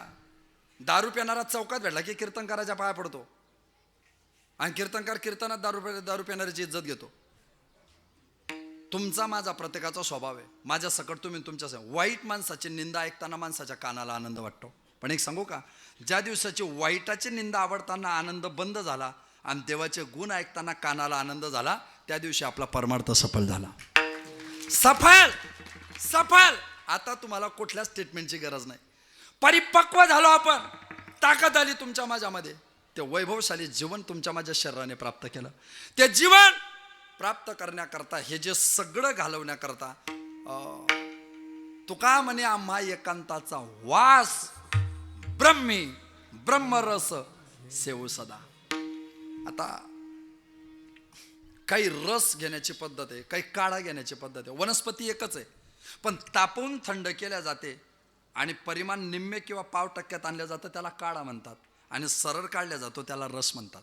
आता असं आहे, काढा रस घेण्याची भूमिका वेगळी, त्या भुकटी घेण्याची प्रक्रिया वेगळी, पावडर घेण्याची प्रक्रिया वेगळी. सोनं माणसाने खाल्लं पाहिजे, अंगावर नसलं तर चालेल. सोनं खाल्लं पाहिजे, सुवर्ण भस्म म्हणतो आपण त्याला. पण ते कधी खावं? शक्यतो पौषात म्हणजे थंडीच्या दिवसात खावं. आणि त्याचं कालावधी किती? सकाळी 4 ते 6. जसा सूर्य उगवतो ना तसं सोनं पचत जातं माणसाला. आणि मग कांती दिव्य होते आपले. रंग कसंही असो पण कांती चमकायला लागते. असं आहे सोन्याचं वैशिष्ट्य. सोनं सकाळी 4 ते 6 खा, तुमची कांती चमकायला लागते. तुम्ही वारकरी आहात ना, सकाळी 4 ते 6 काकड्याचं सोनं खा, तुमच्या शरीरावर भगवंताचं तेज आल्याशिवाय.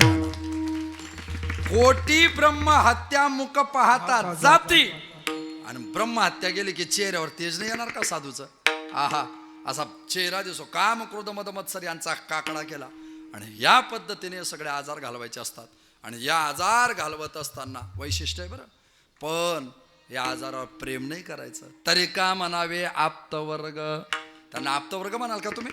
नाही नाही नाही नाही. हे जे तुमचे माझे घरातले हे आप्तवर्ग आहे का आपले? हे आप्तवर्ग आहे आपले? कोणीच नाही आपले. हे सगळे तुम्हाला मला एक दिवस धोका देणार. जन हे सुखाचे दिल्या घेतल्याचे अंत काढीचे नाही कोणी. मज चालत प्रयन काढी, मज चालत प्रयन काढी, मज चालत प्रयन काढी, मज चालत प्रयन काढी. असताना दिसती जवडी, असताना दिसती जवडी,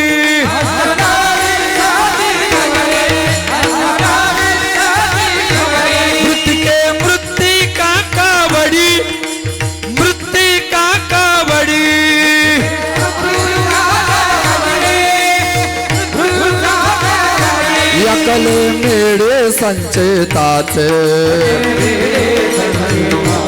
एकले मेळे संचेता. माझे स्वहित नेनत कोणी, माझे स्वहित नेनत कोणी, माझे स्वहित नेनत कोणी, माझे स्वहित नेनत कोणी. माझा चालता प्रयाण काढी, असता नदी सती जवडी. इकडनं 2 मुलं, तिकडनं 2 मुलं, इकडनं 2 सोना, तिकडनं 2 सोना, 2-3 मुली, सगळे नातू जवळ आलेले असतात. आपला मरणाचा काळ जवळ येतो. एखाद्या आजीबाई जवळ येतात. आजोबा डोळे उघडा, पहा तुमची पोरगी भेटायला आली. देव म्हटला त्याने जिवंतपणे 70 वर्षात मला ओळखलं नाही. मी त्याला घरात काय तुकाराम महाराजांना समजलं असतील. मज चालता प्रयाण काढी, माझा प्रयाण काळाचा प्रवास चालू झाला आणि असता न दिसती जवळी. माझ्या घरातले लोक रोज जे माझ्या जवळ होते ते आता माझ्या जवळ आले, पण न दिसते. जवळ असणारे सुद्धा ओळखता येत नाही आपल्याला. मरणाचा काळ इतका थरारक असतो. असता न दिसती जवळी, माती होते माझी आता. का? एकले मेडी संचिताचे. संचित वाईट आहे माझा, काय करणार आहे मी? अरे कोणीच जेवणाचा क्रम आहे तुमचं. आता हे काय आपल्या आप्तवर्ग नातेवाईक होऊ शकतं का? आपली तब्येत बिघडली, आपल्याला दवाखान्यात ॲडमिट केलं. आपला पराजय काय माहिती का? तुमचा आणि माझा. आपला पराजय काय? आपली तब्येत चांगली असली की सिन्नरला कोणी 10 रुपयाचा चहा पाजत नाही. आपली तब्येत चांगली असली की चौकात कोणी 10 रुपयाचा चहा पाजत नाही. आणि आपल्याला ICU मध्ये ॲडमिट केलं आणि तिथे डॉक्टर साहेबांनी सांगितलं की याला पाणी पण द्यायचं नाही. तिथं 150 रुपयाच्या सफरचंद आपल्या छाताडावर घेऊन येतात. आपण ते फळं फक्त पाहतो, खात नाही. त्याला म्हणतात कर्माची फळं. माझा कर्माचीच फळं आहे ना ती. डोळ्यासमोर फळं असून खायला न भेटणं कर्मच वाईट आहे ना आपलं. अर्थात ते फळं वाया जात नाही. आपण आजारी पडलो, आपल्याला सगळे पाहायला येतात. प्रीतीचे, प्रेमाचे, नात्याचे सगळे लोक पाहिजे. ते किती दिवस मुक्कामी थांबतात आपल्यासोबत? किती दिवस? 1 तास, 1.5 तास, 2 तास सगळे निघून जातात. पेशंट जोड एकच जण थांबतो, तो चॅप्टर असतो. पेशंट जोड थांबणारा माणूस हुशार नसला तर चालतो, चॅप्टर पाहिजे. तो सगळे पेशंटला पाहणारे गेले की खोलीला कडी लावतो, बॅगमधून सुरी काढतो, सफरचंद कापतो, तो स्वतः खातो, आणि जो आजारी त्याला म्हणतो घेतो का, गोड आहे. तो पेशंट मनातल्या मनात म्हणतो तुझ्या करताय का. म्हणून पेशंट जर 10 दिवस दवाखान्यात राहिलं तर पेशंटची तब्येत सुधारेल का नाही याची गॅरंटी नाही, पण जो थांबतो हाय तुमचा माझा नैतिक पराजय. तरी का म्हणावे आपतो वर्ग, तरी का. अरे मी आज नाशिक जिल्ह्यात कीर्तन आहे माझं, मी सिन्नर तालुक्यात कीर्तन करतोय. घडूनही असा प्रसंग घडला, अचानक माझी तब्येत बिघडली आणि मी मेलो. माझ्या गावाकडे निरोप गेला की जळकेकर महाराज गेले. लोक मला ज्ञानेश्वर म्हणतात, कोणी माऊली म्हणतो, कोणी बाबा म्हणतो, कोणी महाराज म्हणतो, कोणी पाटील महाराज म्हणतो, कोणी जळकेकर महाराज म्हणतं. ज्याच्या त्याच्या सोयीने लोक माझं नाव घेतात आणि ते माझं नाव सगळे लोक घेत आहेत. गेल्या 40 वर्षापासून माझ्या संपूर्ण महाराष्ट्राला या नावाचा परिचय. मी मेलो आणि अंत्ययात्रेची तयारी चालू झाली आणि लोक चर्चा करायला लागले, जळकेकर महाराजांना घरी आणणार आहे असं म्हणतात लोक, ज्ञानेश्वर पाटलाला घरी आणणार आहे. काय म्हणतात लोक, काय घरी आणताय, बॉडी. ज्या नावाने 10, 20, 30, 40, 50, 60, 70, 80, 90 वर्ष आपल्याला सगळीकडे परिचय करून दिला जातो, त्या नावातला राम निघून गेला ना तर लोक त्याला बॉडी म्हणायला लागतात. हा तुमचा माझा परिचय. कोणावर गर्व करतोय आपण. कीर्तनाला कधी कधी अर्धा तास उशिरा गेलो, कधी कधी 1 तास उशिरा गेलो. कीर्तनाला 1 तास उशिरा गेलो तरी लोकांनी चातकासारखी वाट पाहिली माझी. कीर्तनाला 1 तास उशिरा गेलो तरी लोकांनी चातकासारखी वाट पाहिली, माझं कीर्तन ऐकलं. जिवंत असताना 1 तास उशिरा गेलो तरी लोकांनी वाट पाहिली. आज मरून गेलो, 4 वाजता अंत्ययात्रा होती, 4:30 वाजले तर अंत्ययात्रेत आलेल्या माझ्या जवळच्या लोकांनी तक्रार केली, अजून वेळ किती बाकी. कोणी सांगितलं तुम्हाला लोक तुमच्याकरता माझ्याकरता जीवन जगतात. सकाळी 9 वाजता भूक लागायची मला, 2 चपात्या भाजी, मला फक्त टायमावर जेवण द्या. कोणीच मला आयुष्यात कधी टायमावर वाढलं नाही. आज मरून गेलोय तर उत्तर कार्याच्या दिवशी कावड्यांनी सुद्धा पक्वानाचा नैवेद्य खाल्लाय, हा माझा पराजय. दसरा दिवाळीच्या सणाला अंगावर फाटके कपडे घातले, कोणी माझ्याकडे फिरून पाहिलं नाही. दसरा दिवाळीच्या सणाला अंगावर फाटके कपडे घातले, कोणी माझ्याकडे फिरून पाहिलं नाही. आज मरून गेलोय तर स्मशानात पेटवायला बोडवनच्या नावाखाली 15 नातेवाईकांनी नवे कपडे पेटवले, पण जिवंतपणे माझा फाटलेला सदरा त्यांना दिसला नाही. कोणी सांगितलं जीवन आहे. तब्येत संपलीच होती माझी, मला अंदाजच आला होता 15-20 दिवस, महिना, 1.5 महिन्याच्या वर मी जगूच शकत नाही. आता माझं मरणच जवळ आलंय. मुलगी, सुनबाई, जावाई, नातू, या रे जवळ या, बोला माझ्याशी. आता मी काही जास्त दिवस जगणार नाही, बोला ना माझ्याशी. अरे मी एकटा क्वाटोर पडलो होतो, पण कोणीच माझ्याशी बोलायला जवळ आलं नाही. आज मरून गेलोय तर सगळे प्रेताच्या भोवती रडताय. मी एक वाक्य बोललो पाहिजे याच्याशी. किती पराजय आपला, की जिवंत असताना आपली बोलायची इच्छा होती, कोणी आपल्याजवळ बोलायला आलं नाही. आणि आता त्यांना पक्क माहिती की हा बोलणार नाही, आणि तेव्हा ते रडताय. एक वाक्य बोललं पाहिजे याच्यासाठी.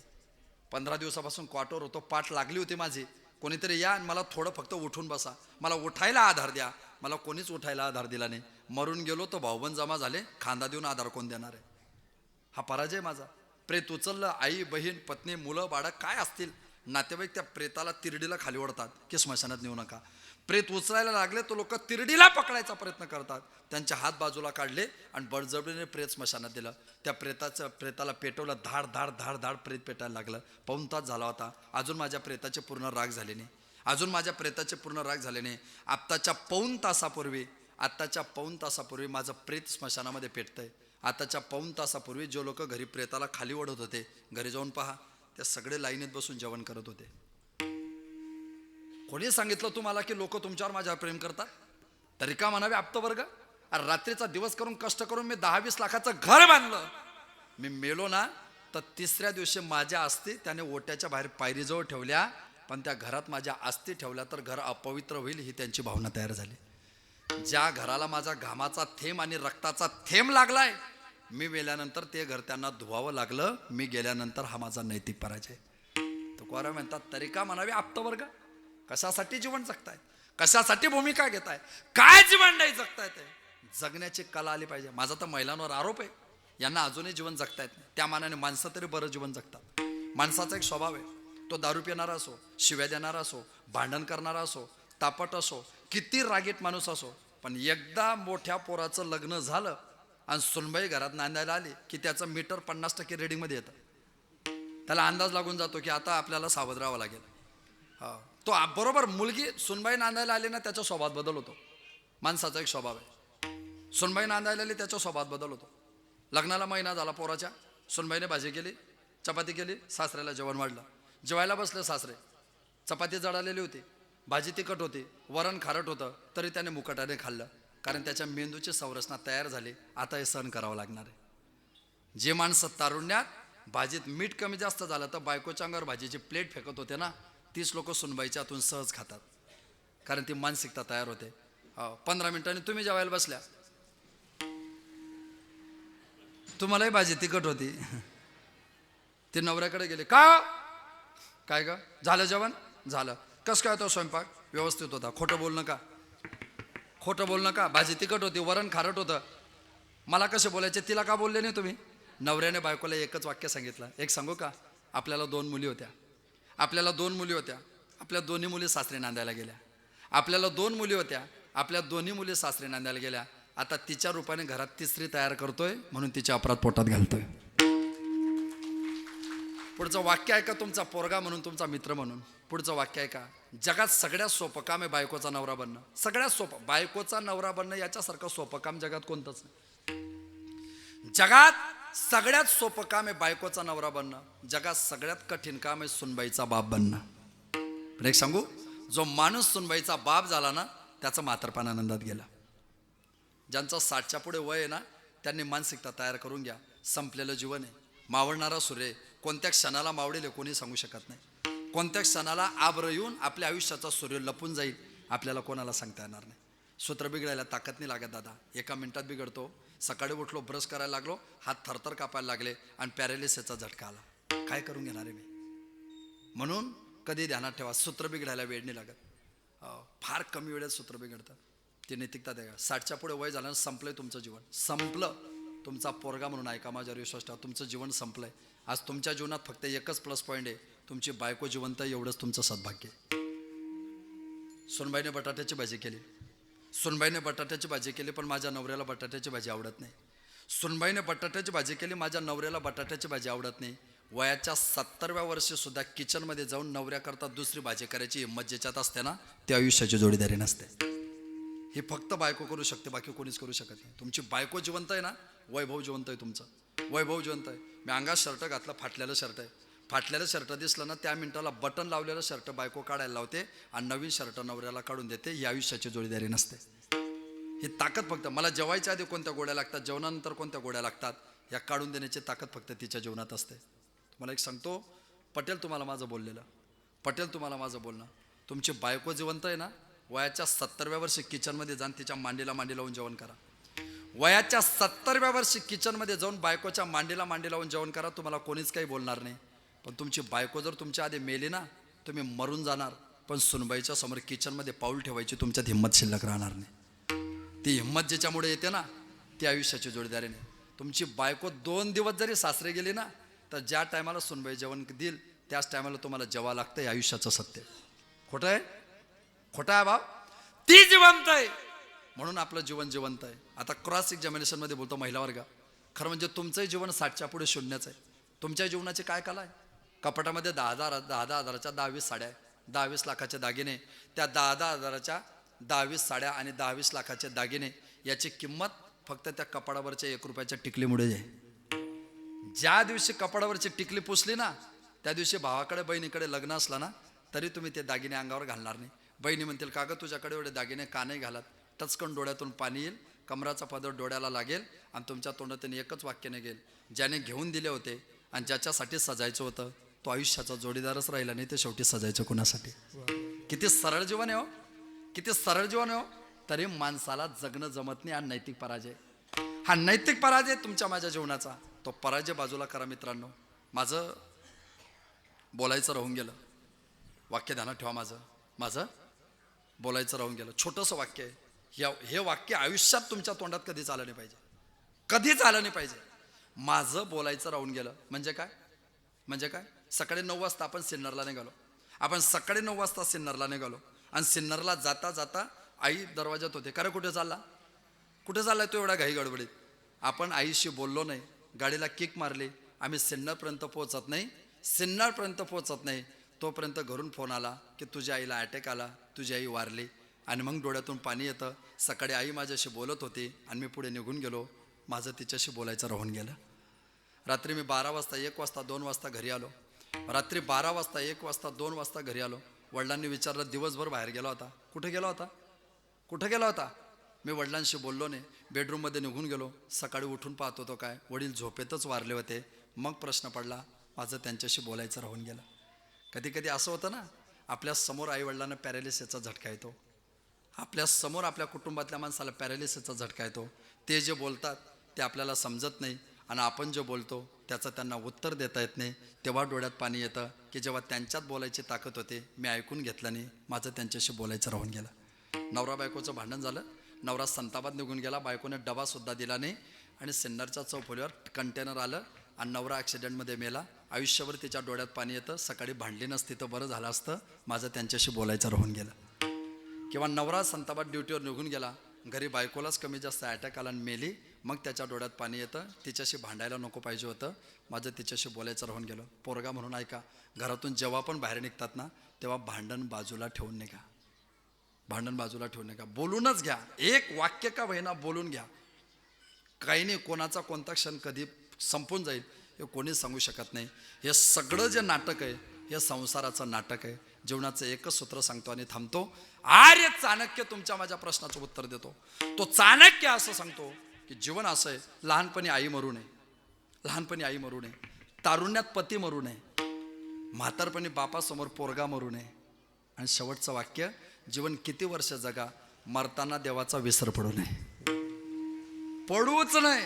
अखंड त्याचं चिंतन आपल्या वाणीत असलं पाहिजे. त्याचं चिंतन हीच आपल्या जीवनाची उत्तर आहेत. विठोबा रखुमाये,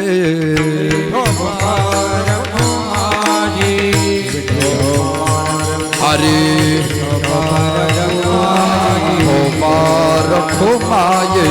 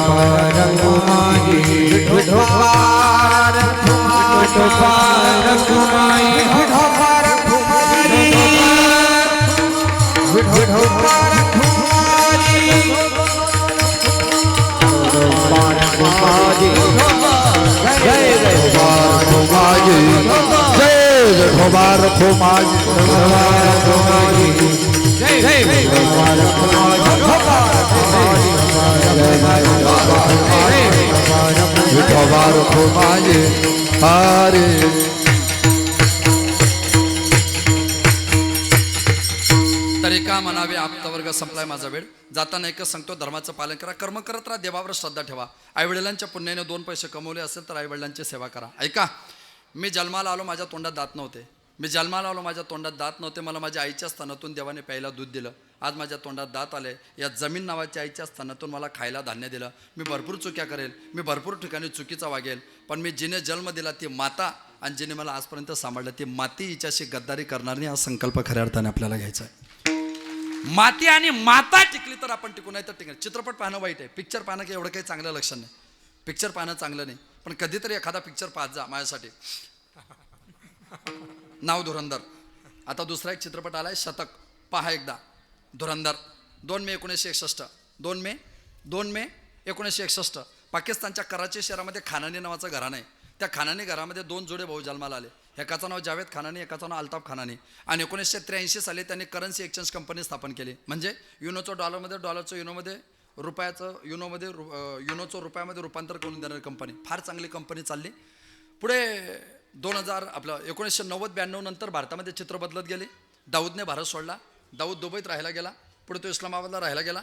पुढे तो दाऊद पाकिस्तानच्या कराचीमध्ये राहायला गेला. तिथं या दोन्ही भावांचा आणि त्याचा परिचय झाला. त्यांनी कंपनी अपडेट केली आणि हवाला रॅकेट चालू केलं. म्हणजे हवाला म्हणजे काय, ज्यांनी पैसे पाठवले आणि ज्यांना पैसे पाठवले याच्या व्यतिरिक्त ऑन रेकॉर्ड त्या पैशाचा हिशोब नसतो, त्याला म्हणतात हवाला. अचानक पैसा आला की माणसाला दुर्बुद्धी सुचते. प्रचंड पैसा झाला आणि त्याला दुर्बुद्धी सुचायला लागले.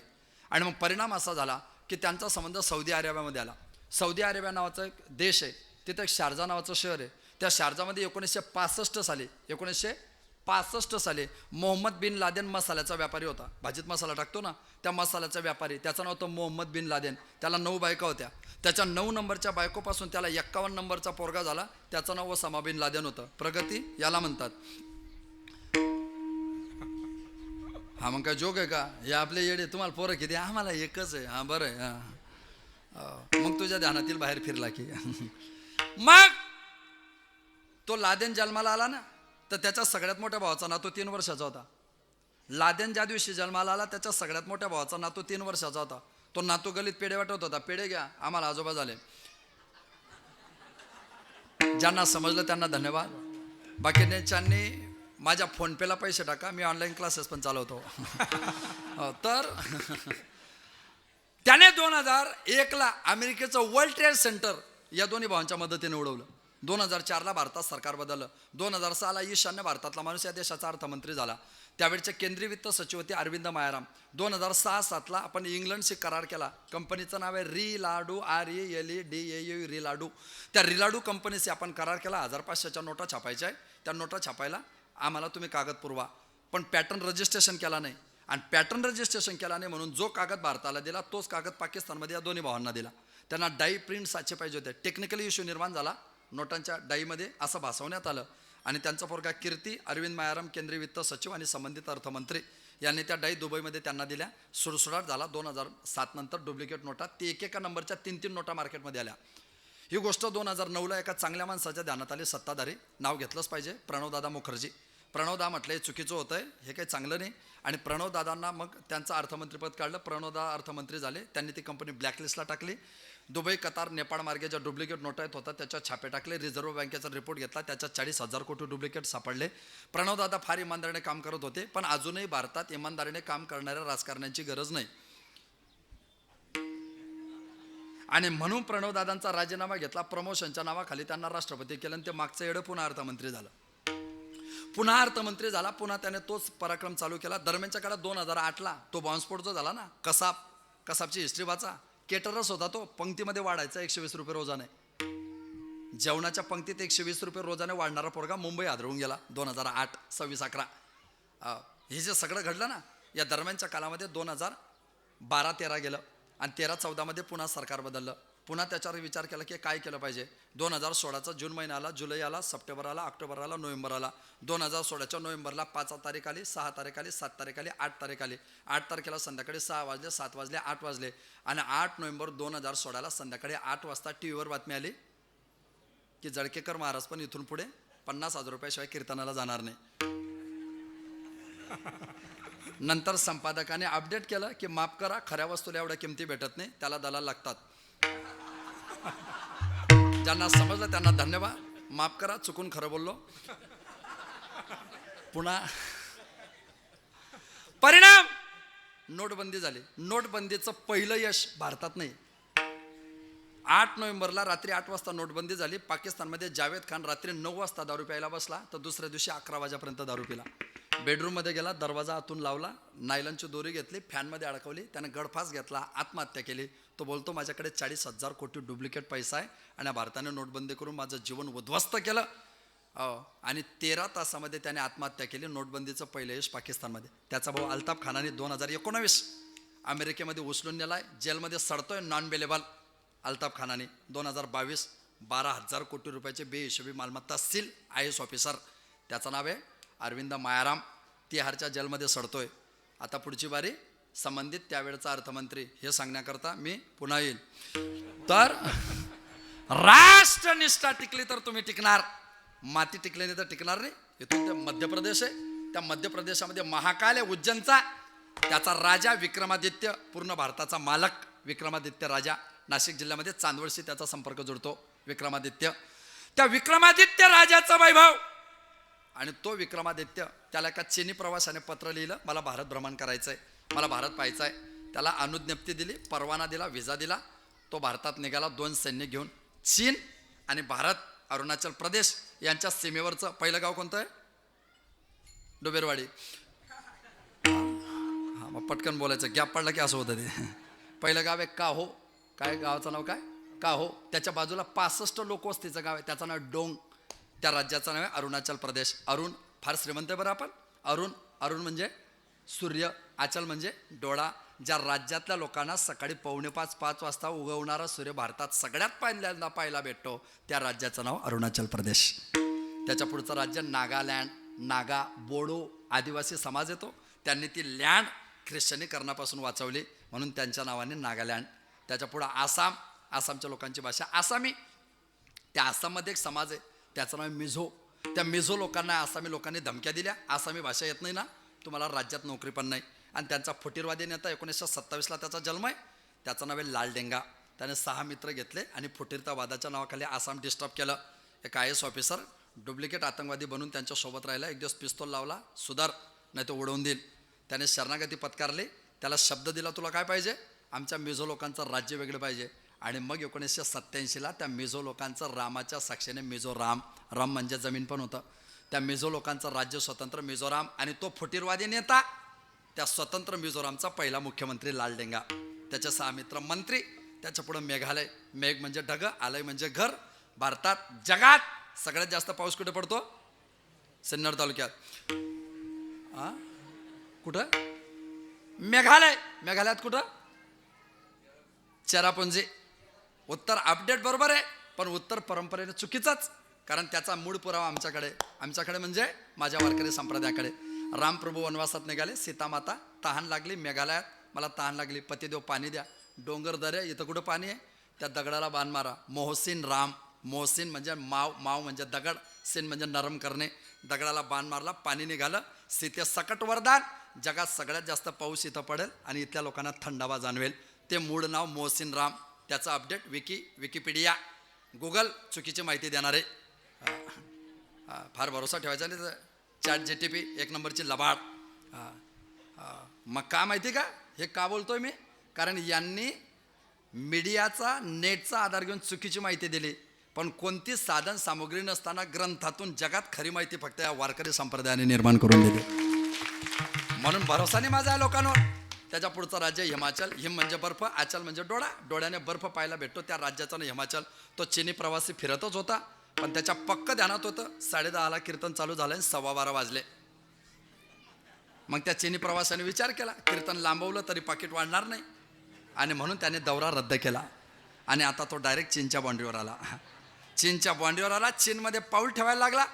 भारतीय सैनिक म्हटले, थांब, तुझे झडती घ्यायचे. त्याचे झडती घेतली, त्याच्याजवळ काहीच निघालं नाही. पायातला बूट काढ. इथं ना, इथं जिवंत असेल ना हार्ट, तर मनाला आनंद वाटला पाहिजे, शहारी अंगावर काटे आले पाहिजे तुमच्या. इथं हार्ट असेल तर त्याच्या पायातला बूट काढला. तो बूट भारतीय सैनिकांनी भारताच्या सीमेत नेला. दगडावर आपटला, त्याच्या बुटाला खालून माती लागली होती, सगळी काढून टाकली. तो बूट त्या चीन्याच्या पायात दिला, चल निघ. तो बोलतो, हे काय केलं तुम्ही? भारतीय सैनिक सांगतात, माझ्या देशातून सत्ता, संपत्ती, धन, दौलत, कपडा लत्ता काही पण चोरून ने, पण त्या विक्रमादित्य सारखा इमानदार राजा आणि छातीचा कोट करून बायका पोरासोरांना घरी सोडून तारुण्यात छातीत गोळ्या जल्याची हिंमत ठेवणारा माझ्यासारखा जवान सीमेवर जोपर्यंत जिवंत आहे, तोपर्यंत तुझ्या बुटाला लागणारा मातीचा कण सुद्धा चीनमध्ये जाऊ देणार नाही. ही मातीवरची निष्ठा, ही माझी मातीवरची निष्ठा. म्हणून आमची माती, आमची माणसं. पण 2026 आमची माणसं आमचीच माती करतात. असा सगळा खेळ आहे तो. या खेळाचे आपण सगळेजण साक्षीदार आहात. ते नीतिमत्ता टिकवा. वैकुंठवासी आदरणीय श्री भक्तवय किसन रामजी सदगीर, त्यांच्या धर्मपत्नी आईसाहेब, आपल्या सगळ्यांना परिचित असणारे ठकूबाई किसन सदगीर यांचं वर्षभरापूर्वी दुःखद निधन झालं. त्यांच्या चिरकाल स्मृतिगंधांना त्यांचे चिरंजीव निवृत्ती किसन सदगीर, रामनाथ किसन सदगीर, बबन किसन सदगीर, त्याचप्रमाणे दगडाबाई धोंडीबा बिन्नर, त्याचप्रमाणे दोंडाबाई नामदेव बेनके, त्याचप्रमाणे त्यांच्याच कुटुंबातील शांताबाई शिवराम बिन्नर, त्यांच्याच कुटुंबातील गंगूबाई पोपट बेनके, त्यांच्याच कुटुंबातील अंजनाबाई रामभाऊ बिन्नर, त्यांच्याच कुटुंबातील सुमनबाई दगडू बेनके, त्यांच्याच कुटुंबातील या ज्या सगळ्या भगिनी रंजनाबाई लक्ष्मण घोडसरे त्यांच्याच कुटुंबातील रेणुका ज्ञानेश्वर खाडगीर त्यांच्याच कुटुंबात त्यांच्या सोनबाई पार्वताबाई निवृत्ती सदगीर, छायाबाई रामनाथ सदगीर त्यांच्याच कुटुंबातील मीराबाई बबन सदगीर, सोमनाथ निवृत्ती सदगीर, पांडुरंग निवृत्ती सदगीर, नामदेव निवृत्ती सदगीर, पवन रामनाथ सदगीर, अलकाबाई पांडुरंग बिन्नर त्यांच्याच कुटुंबातील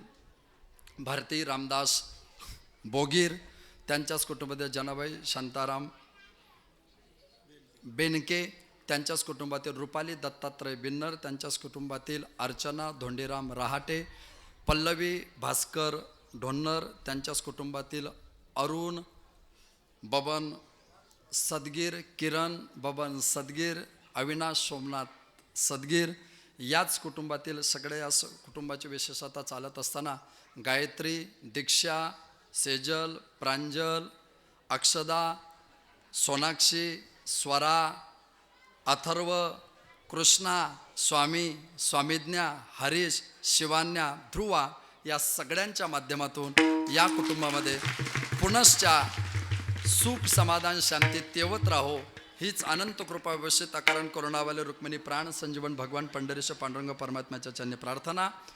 आपल्या धंद्यात एवढीच कमाई आहे.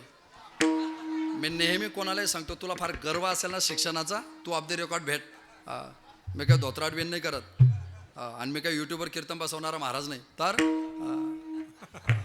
कीर्तन आवड म्हणून करतो, नाही तर आपला उद्योग वेगळा आहे. माझ्या सोशल मीडियाची ID चेक करा, तुम्हाला कळेल मी कोण आहे.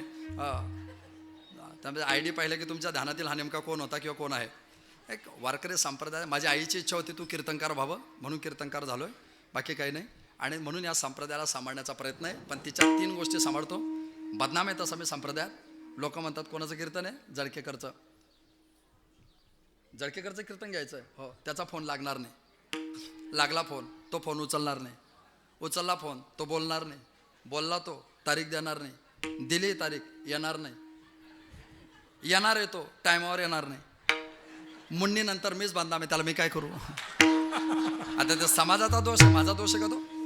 खरं म्हणजे अलीकडे एवढी वाईट परिस्थिती झाली, महाराज लवकर येऊन जाता, हे गायक जास्त डोक्यावर बसले, हे लवकर येते नाही, ही परिस्थिती आहे. आणि हा परमार्थ प्रतिकेत आपण जीवन जगणारे लोक आहात.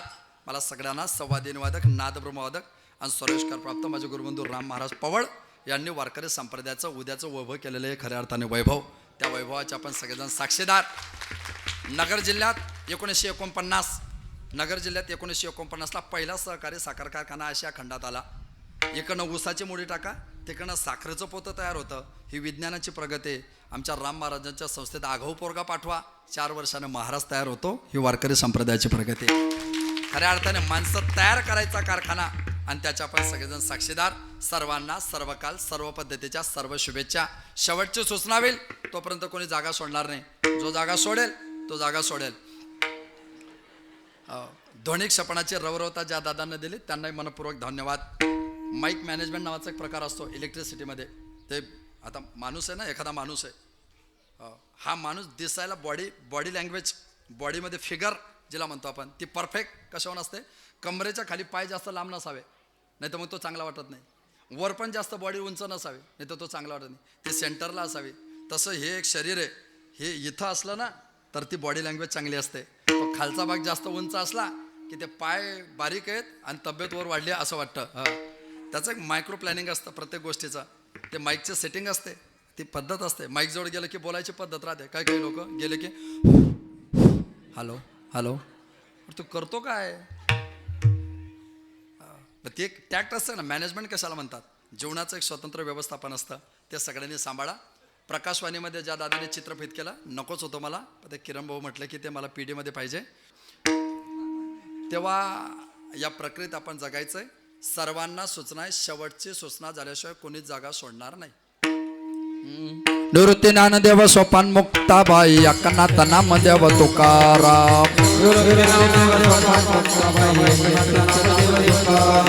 गोरबा चोखबा तुकबा निडोबा मीराबाई जनाबाई मंगल नाम. गोरबा चोखबा तुकबा निडोबा मीराबाई जनाबाई मंगल नाम. हरि राम नाम या तुकोबा ज्ञानोबा कोबा. नाम या तुकोबा ज्ञानोबा एकोबा मुक्ताबाई मुक्ताबाई आदिशक्ती मुक्ताबाई हरिराम ज्ञानेश्वर माऊली जय ज्ञानेश्वर माऊली ज्ञानराज माऊली तुकाराम जय जय ज्ञानेश्वर माऊली ज्ञानराज माऊली जय जय ज्ञानेश्वर माऊली ज्ञानराज माऊली तुकाराम जय जय ज्ञानेश्वर माऊली ज्ञानराज माऊली तुकाराम विठ्ठल जय जय विठ्ठल हे बोलिले कुरबेडी वाकुडे उत्तरे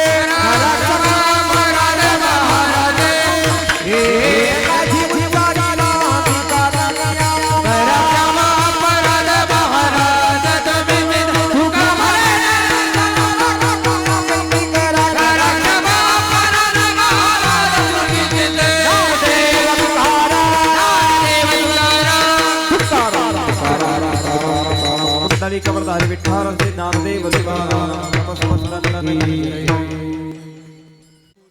आमच्या सद्गुरू कुटुंबावर प्रेम करणारे सर्व नातेवाईक हितचिंतक मित्र परिवार त्याचबरोबर परिसरातील सर्वच गुणीजन महाराज मंडळी सर्वांचे मी या दुःखामध्ये सहभागी झाल्यामुळं मी सर्वांचे मनपूर्वक आभार व्यक्त करतो.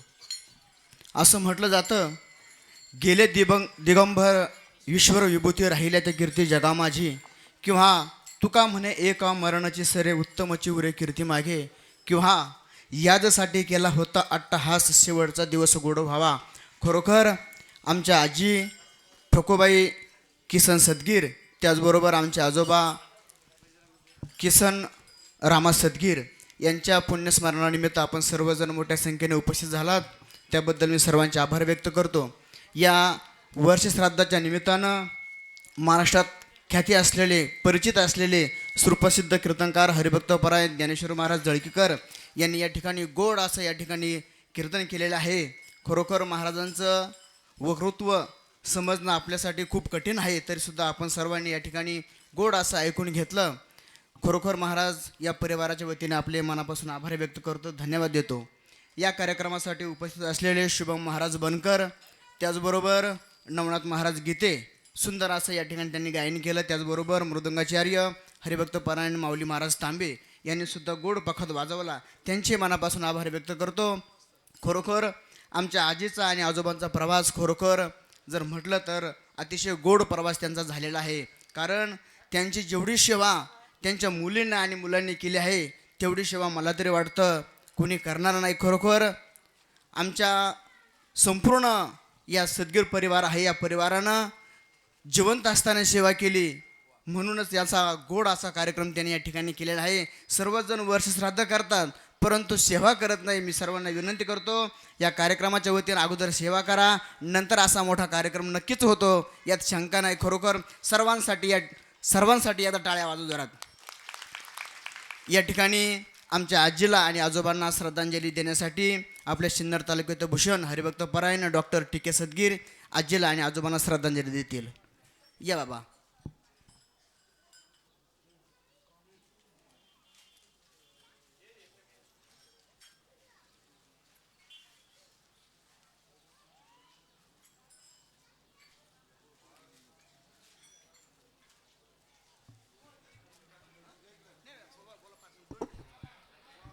कैलासवासी ठकुबाई किसन आणि किसन रामजी सदगीर या उभयतांच्या वर्षश्राद्धानिमित्त किंवा पुण्यस्मरणानिमित्त माऊली ज्ञानेश्वर माऊली यांनी गोड असं कीर्तन केलं आणि सर्व चौफेर त्यांनी फटके मारले आणि ते त्याच्यातून तुम्ही समजून घ्या. काही समजले असतील काही नसतील समजले पण समजून घ्या. आणि या परमार्थामध्ये डुबेरवाडीमध्ये ज्यांनी खऱ्या अर्थाने परमार्थ रुजवला त्या आमचे किसन तात्या त्यांचं आज 15 वर्ष स्मरण आहे आणि तेव्हापासून या डुबेरवाडीमध्ये कायम आजचा मला वाटतं तेव्हापासून सप्ताह सुरू झाला आहे. आज 45-46 सप्ताह असेल तर ते त्यांचे खरंच त्यांनाच दिलं पाहिजे श्रेय. आणि असे हे गोड जोडपं गेलं आहे त्यांच्या कुटुंबावर म्हणजे आमच्या सद्गुरू कुटुंबावर मोठा आघात आहे. तो आघात पेलण्याची ताकद परमेश्वराने आम्हाला देव आणि या दोघांना परमेश्वरानं त्यांच्या चरणाशी साथ घेऊ ही प्रार्थना थांबतो. जय. हॅलो, सर्वांनी जेवण केल्याशिवाय जाऊ नका आणि बाजूला 10 मिनिट